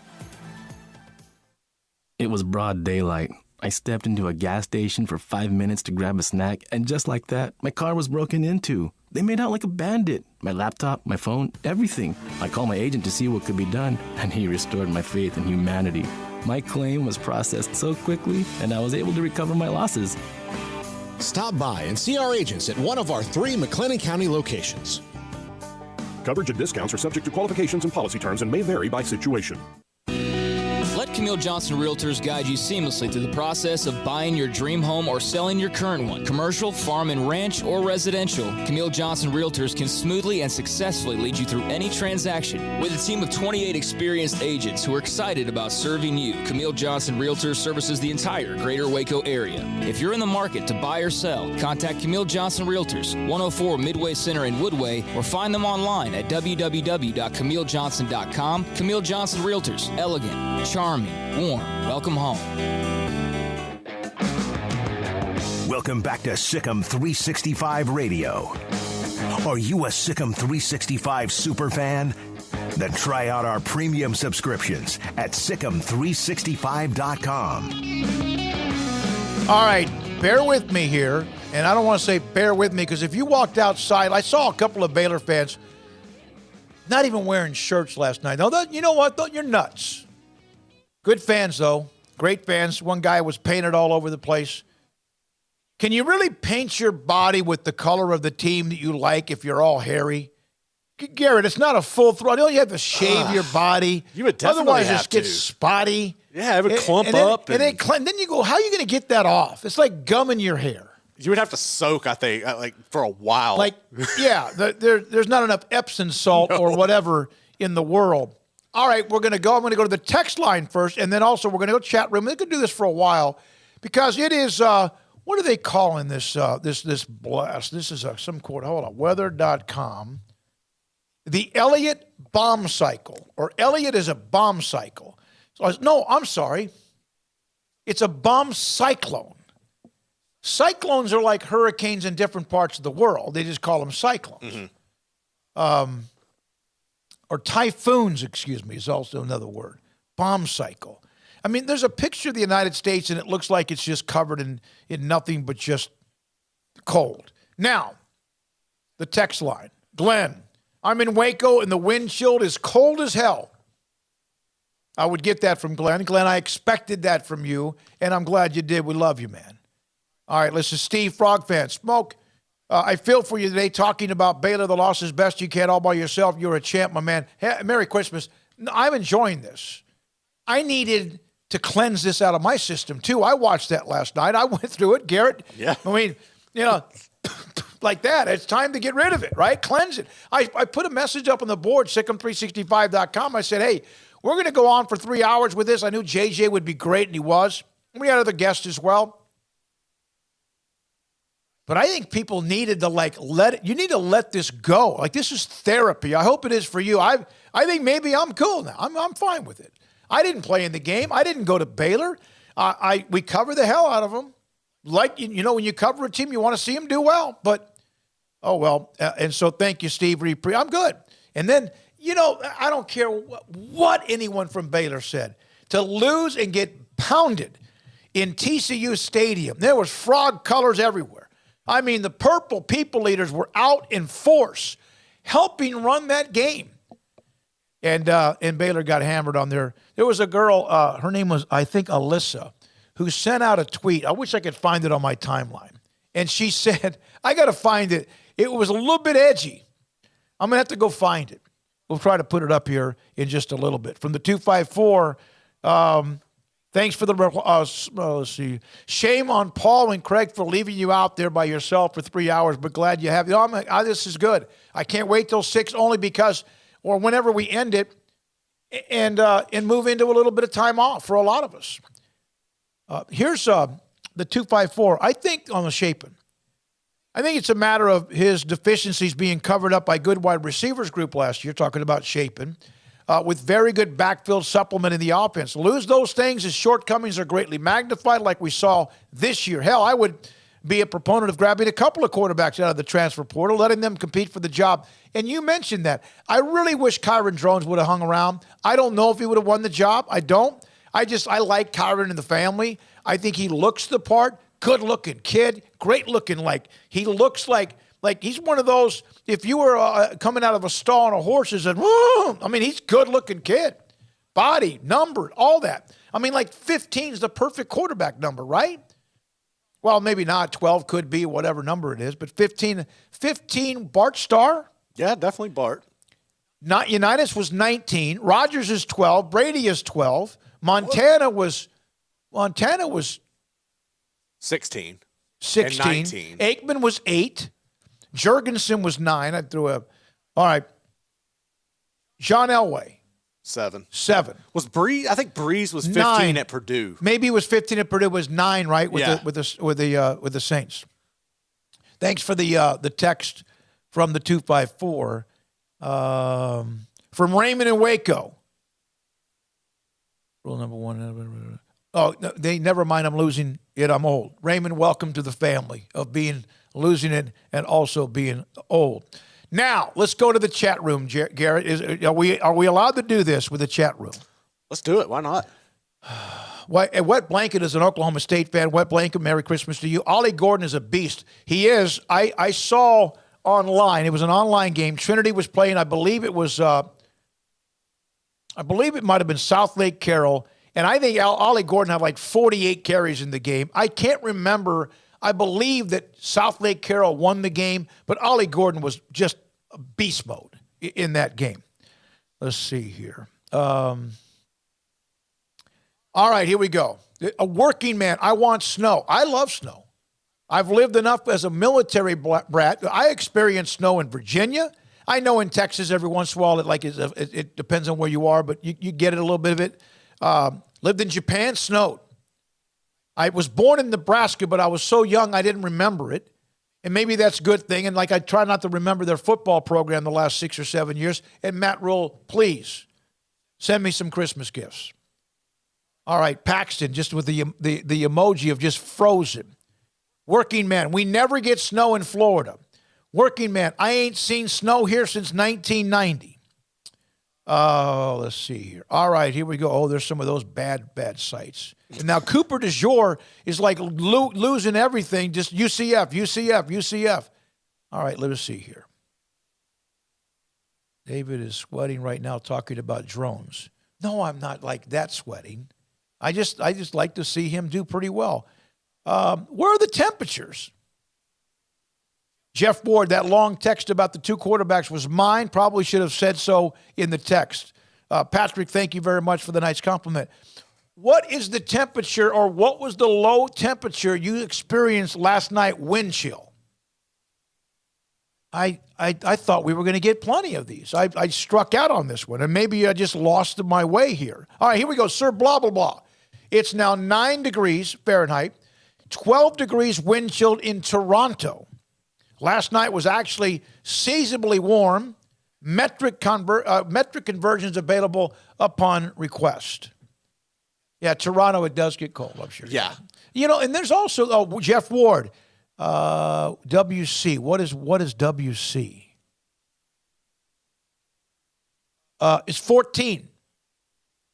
Oh, what? He's in China Spring. It's 14 degrees, which is what it is about right here where we are, not far from China Spring. Home of your back-to-back 4A state champions. Home of your back-to-back Class 4A Division II and then Class 4A Division I. And you're right, back-to-back. And special teams was huge in both those wins. Remember the blocked field goal for a touchdown last year that kind of set them on their way? And then, of course, the field goal that won it at the end of the game against Bernie. Let's see here. Houston. What happened with that one? The last I saw, it was tied 16-16. I did not see I think that is over now. Right. Houston won 23-16. That's a final.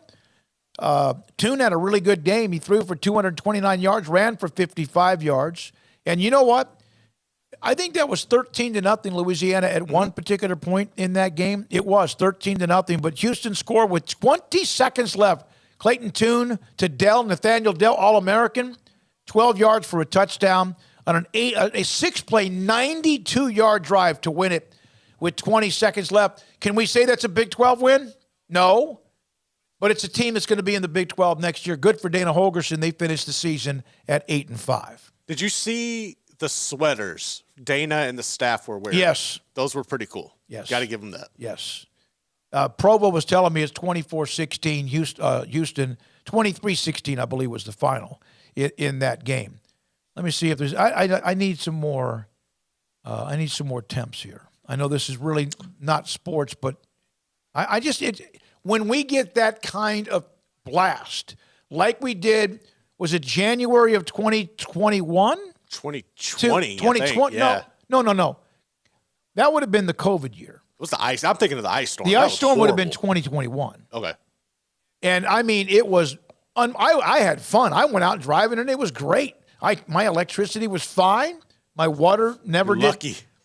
Like I'm dripping those faucets right now, believe me. And I got the heater up to about, I don't know, I think it's like 68 or 69, which is not really. It doesn't keep you too warm, but it keeps the house warm. No, that blast we got, that winter Arctic snow is ridiculous. My sister-in-law lives in Montana, and my wife texted her yesterday to check on her, and she said they were doing good and they were overcoming the obstacles. But she said at the point in time, it was as cold where she's at in Montana as it was in Antarctica. Woo. And I'm like, that is ridiculous. Yeah, like I couldn't even fathom that. Yeah. All right, here's some more text. From Red Wine 65, Huskers fan. I think it's -8 in Omaha. Is that wind chill? That would be wind chill because it wouldn't be. Gotta be. Not going to be there. That's my hometown. I was born in Offutt Air Force Base in Omaha, Nebraska. From Bearcat Mick. Low temperature in Cincinnati was -8 with a wind chill of -35. Keep it. Hey, don't bring any of that more. We don't need any more of that, Bearcat Mick. Patrick Cheney, 28 in Georgetown, which is just a little north of Austin. Wind chill of 20 today. Paula, last night it got down to 11, wind chill of -8. It was cold as hell.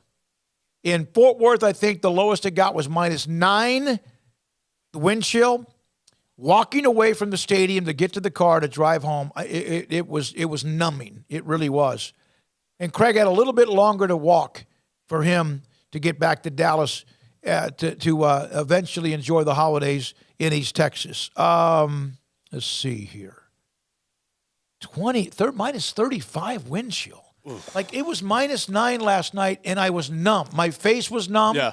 You know, it's one of the things you worry about when it gets that cold is you get like those snot frost. You got to be careful with that. It's like you don't want a booger hanging out, and you damn sure that's like no. If you know there's a law. If somebody has that happen, tell them.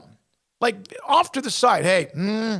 But then when it's freezing and you just get them, you know, like it's not even like it's just like things freeze all over your nose.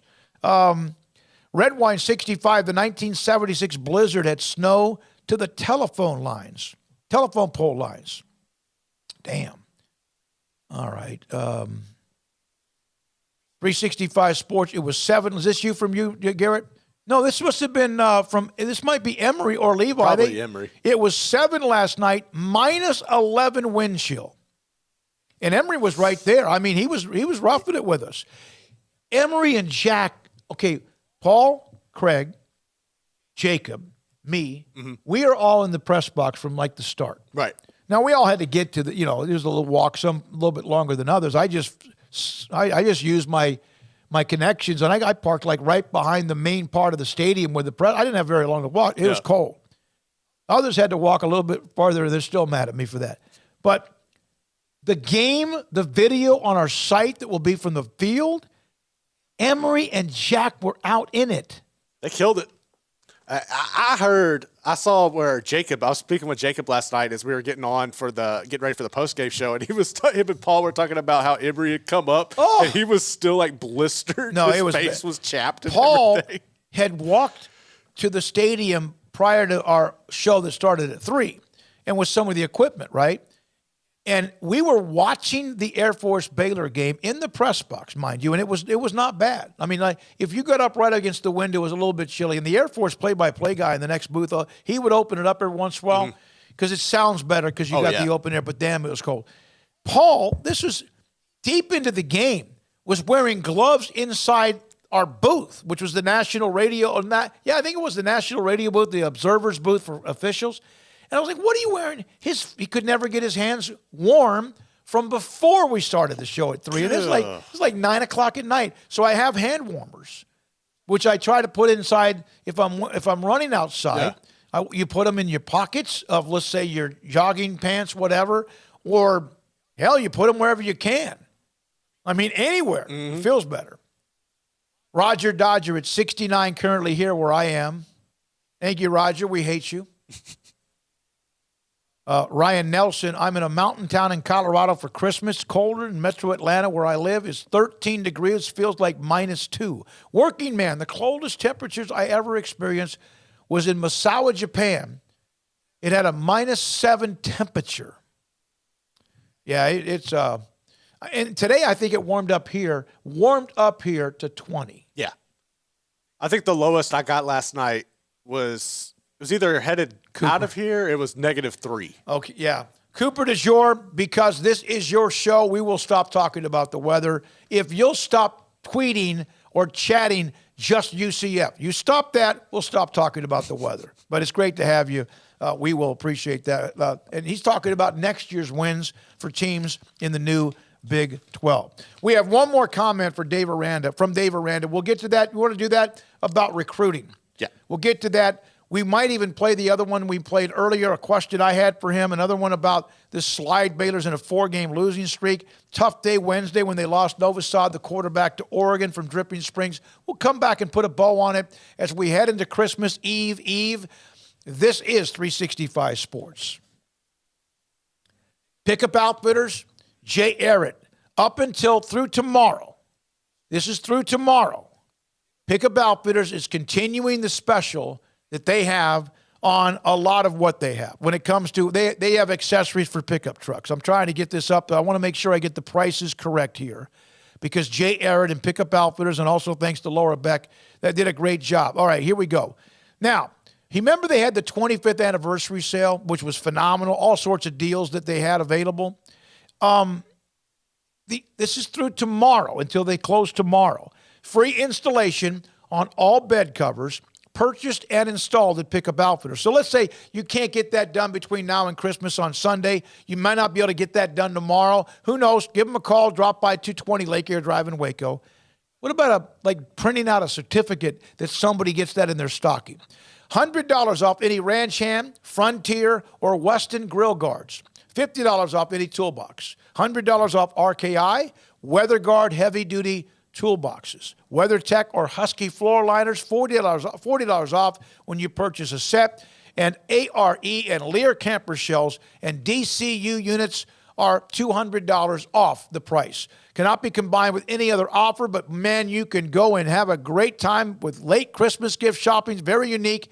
Pickup Outfitters, Jay Arrett, CreateACommotion.com, 220 Lake Air Drive in Waco. From the first workout to the last practice, sports is an incredible and rewarding challenge. Hi, this is Dan Ingham with the First National Bank of Central Texas, and we're proud to support each athlete, every parent, and our educators. From families, small businesses, to the biggest industry, we're here to help. With remarkable products like our free First mobile app, we've got banking ideas that fuel big dreams. That's the First National Bank of Central Texas. Familiar faces making local decisions. Member FDIC, Equal Housing Lender. Waco Custom Marketplace is your home for holiday favorites, for parties or time with the family, with various specials available while supplies last in store or ordering by phone, including 8 to 10 pound half spiral hams at $4.15 a pound, 12-pound pit hams at $4.35 a pound, 8 to 22 pound bone-in hams for $3.40 a pound, 14 to 16 pound whole raw turkeys at $2.85 a pound, and $4.80 a pound for 9 to 12 pound whole smoked turkeys, 6 to 8 pound mini pit hams for $5.99 a pound. Limit 4 of each item per customer. Call in advance to ensure availability or drop by Waco Custom Marketplace, 425 Lake Air Drive in Waco. Waco Custom Marketplace, your full-service butcher shop for customized orders or cuts of your favorite steaks or beef tenderloin or specially ordered prime rib roast. WacoCustomMarketplace.com.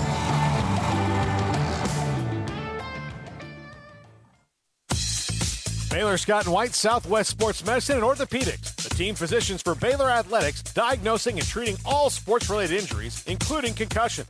These specialists also provide orthopedic services for athletes and non-athletes alike, whether it's knee or shoulder pain, hand or wrist injuries, orthopedic spine care, and even an arthritis and total joint clinic. Trust the doctors Baylor Athletics trusts. Baylor Scott and White, Southwest Sports Medicine and Orthopedics wants to get you back in the game. The secret to living your best life is pizza, obviously. Golden crust made from scratch, 3 fresh signature cheeses, and the toppings, crispy Old World pepperoni, savory Italian sausage, bacon. That's called a dream team. Find everything you need to live your best life and more at Marco's Pizza. Owner Bob Mock has been delivering pizza since 2001 and is the proud owner of 4 locations in Waco, Belmead, China Spring, Woodway, and soon to be open in Robinson. Marco's. Pizza lovers get it.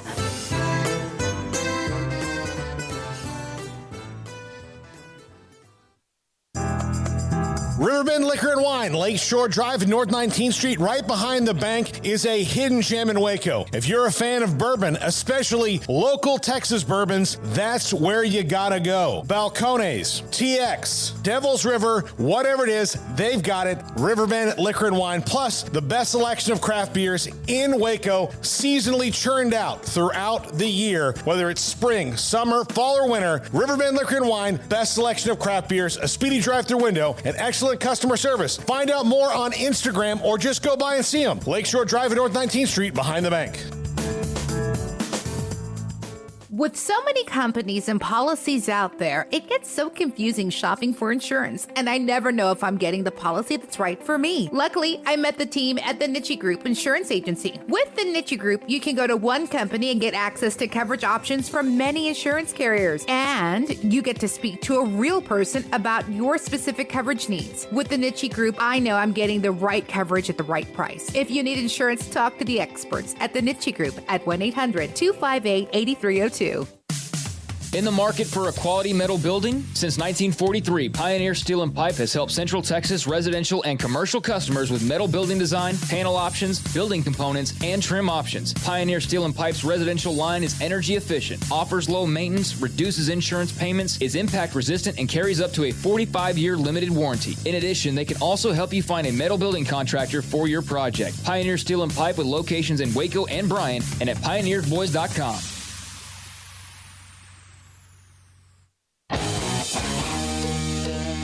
Welcome back to Sikkim 365 Radio. The 5 o'clock hour is brought to you by Edward Jones and financial advisor Cam Heathcott. Edward Jones, making sense of investing. All right. Here's David Smoak. $10. I owe $20 $20 now, but they're not here, so they don't know I did that. All right, the Cooper de Jour, again, we stopped talking about the weather. Provo, David Smoak's top 5. Who are the next top 5 expansion candidates? There's a copyright infringement, and I remember one day when I might have been out, Paul and I might have been traveling, and there was a top 5 used by somebody that took his place. It wasn't Craig, and I was with Paul. It broke his heart. It pissed him off. So we're not doing a top 5, but I'll do this. Not as what he does. It's a great segment. He and then Craig's Off the Radar, both incredibly good segments. But Paxton asked me my top 5 best golf courses where I've ever played. Ooh. And again, we're not going to do graphics on this. And we have maybe breaking news on Chris Beard, or at least an update on the Chris Beard. So sure has been quiet in Austin. The number 1 course I have ever played, and I really haven't been, I've gone around a while and played a lot of places. The number 1 course I've ever played, I played Torrey Pines in San Diego, where they have played the U.S. Open, where they have a regular event, where Tiger won the U.S. Open with Rocco Mediate. Remember, an extra 18 holes. He had a broken, his bottom left part of his leg was broken. He had an Achilles, whatever, torn ACL, all of that. He won it. It was incredible. The big putt on 18 the day before that forced the extra 18 holes. So Torrey Pines, traditional and everything. Now, I've not been to Pine Valley. I haven't been to Pebble Beach. I've played in Vegas with some places. There's some gorgeous courses as well in Florida, in Myrtle Beach area. But I love Hot Springs Village, Arkansas. And if you've ever been up there, there's 8 golf courses. One of them is called Diamante, which is spectacular. But to me, the course that is the best, okay, so Torrey Pines won San Diego. Dallas National, which is phenomenal. Thanks to Dale Hansen, who's a television guy forever, a legend in Dallas, invited me to play there. Ponce de Leon is a phenomenal, one of many great courses in Hot Springs Village, Arkansas. I wish I could just name all of them there. I could name all the courses. I could know what hole by hole. I played them out there a lot. The Judge, maybe the hardest course I ever played. It's part of the Robert Trent Jones Trails in Montgomery, Alabama. There's courses in Mississippi, Alabama. Great. Robert Trent Jones courses are gorgeous. The Judge is maybe the hardest golf course I've ever played in my life. I think it's like 7,900 or 7,800 yards. The first hole, you're teeing off from way up on a hill near the clubhouse, down a huge drop-off, and there's like swamp on the left or trees on the left, and on the right there's a big, long pond. You're screwed if you don't hit the ball straight. And then it's not the number 1 course in Texas anymore, but forever and ever and ever it was. Crown Colony Country Club is also one that is elite, and I haven't been there in a long, long time, but that one, of course, is also great. In Texas, I've played the TPC San Antonio, which is an incredibly difficult golf course. I won up Pine Dunes in Frankston, which is just south of Palestine. Pine Dunes in Frankston is elite. It's in the middle of nowhere. You feel like you're going in the hills of Arkansas. Gorgeous, beautiful. Greens are immaculate. And of course, those are some of the other ones I've played that are just absolutely fantastic. All right. Yeah, TJ, you're right. Paul, I mean, the top 5. Remember now, he almost threw down, Garrett, a couple of days ago. He was ready to, cancel some people on the chat room. Gregory Krug, Off the Radar is great. I agree. Paxton, ever played Ramrock and Horseshoe Bay? No, but I have played in Horseshoe Bay. I don't even know. It may not have been. I don't think it was Ramrock. I don't think that one at time. Now, Jim Fortuno, who writes for the Associated Press, this is on his Twitter feed. Breaking. Woman who called 911 to report family violence assault by Texas coach Chris Beard now says he did not strangle her and she never intended for him to be arrested or prosecuted. And that is the story now on AP. This was kind of what you thought would be the next move. The problem now is anytime there's domestic violence, someone's got to go downtown. Mm-hmm. Someone's going downtown. And remember, there's a police report. Okay, if she lied on and I'm just saying, I don't think she did, but there are pictures. And if the pictures have enough evidence of any kind of violence or assault whatever it might, bumps, bruises, scratches, whatever. And by the way, Chris Beard, she ripped off his glasses or whatever. She can say whatever she wants now. She can backtrack now, and everyone's going to say this. She got scared, and now she realizes she's just ended the money train, right? Mm-hmm. Or she really just loves him, and and that's also what happens with family violence. I'm not an expert on this, but if, that's why you have battered women, battered spouses, because they get scared, and then they love that person. And in this case, I'll let you make your own mind up on it, but it's been quiet. And as Craig was saying, I guess Wednesday with he and Paul, man, that's shut down quickly for a media area that loves to talk about everybody else's problems. That thing got quiet over the last couple of weeks. So there we are with that. Let me see here. From Paxton, as a UT fan, don't believe it. To everyone here, remember the reason for the season. Have a Merry Christmas from TJ, exactly. From Provo Cougar fan, Spyglass, oh my God, in Monterey, California. Bayonet, Fort Ord, in Grand Island, Philippines. Red Wine 65, a lot of times you have to wait for the Job Friday facts to surface. So TJ Scott, we're going to, I know you've been kind of popping on this. TJ, we have a life too. We're going to do some shows Monday, Tuesday, and Wednesday that will have timing. It will make sense with what we run, like TCU and some of the interviews we've had with them as they head towards the college football semifinals. I don't think you're edgy about this, but we have lives too. And we've been running and gunning really since April 6th of 2020. Our guys need a little break. I need a break. Garrett needs a break. We're here for you today. We will be with shows next week, and hope that doesn't take you somewhere else. And if it does, then you weren't a fan of what we did in the first place. So hopefully, there's going to be some replay shows but timing makes sense of what we're talking about when it comes to that. So there we are with that. I think we all try to tell you this for Emery and Jack and Jacob and Levi and Garrett, Brian, Colt, Ashley, Paul, and Craig. And I think that's mostly what's involved when it comes to the show. Grayson, among others, all of our guest segments as well. We love this show. We love what we do. We love you as our family of 365 Sports. We are going to take a little bit of time. We will be here in plenty of time to discuss the college football semifinals. But yeah, we all need to decompress a little bit. And if you watched the Baylor game and you were in Fort Worth, you should get a month off if you were there, as far as in attendance at that game, especially outside. So there's the story, the Chris Beard update. We'll see what happens there. So thank you, everybody. Merry Christmas. Happy New Year. No, we'll say that to you next week. We will be back on. For Garrett Ross and for Paul and Craig, I'm David Smoak. Our sponsors, thank you. I thank you. Good night. Have a great weekend. Merry Christmas. 365 Sports.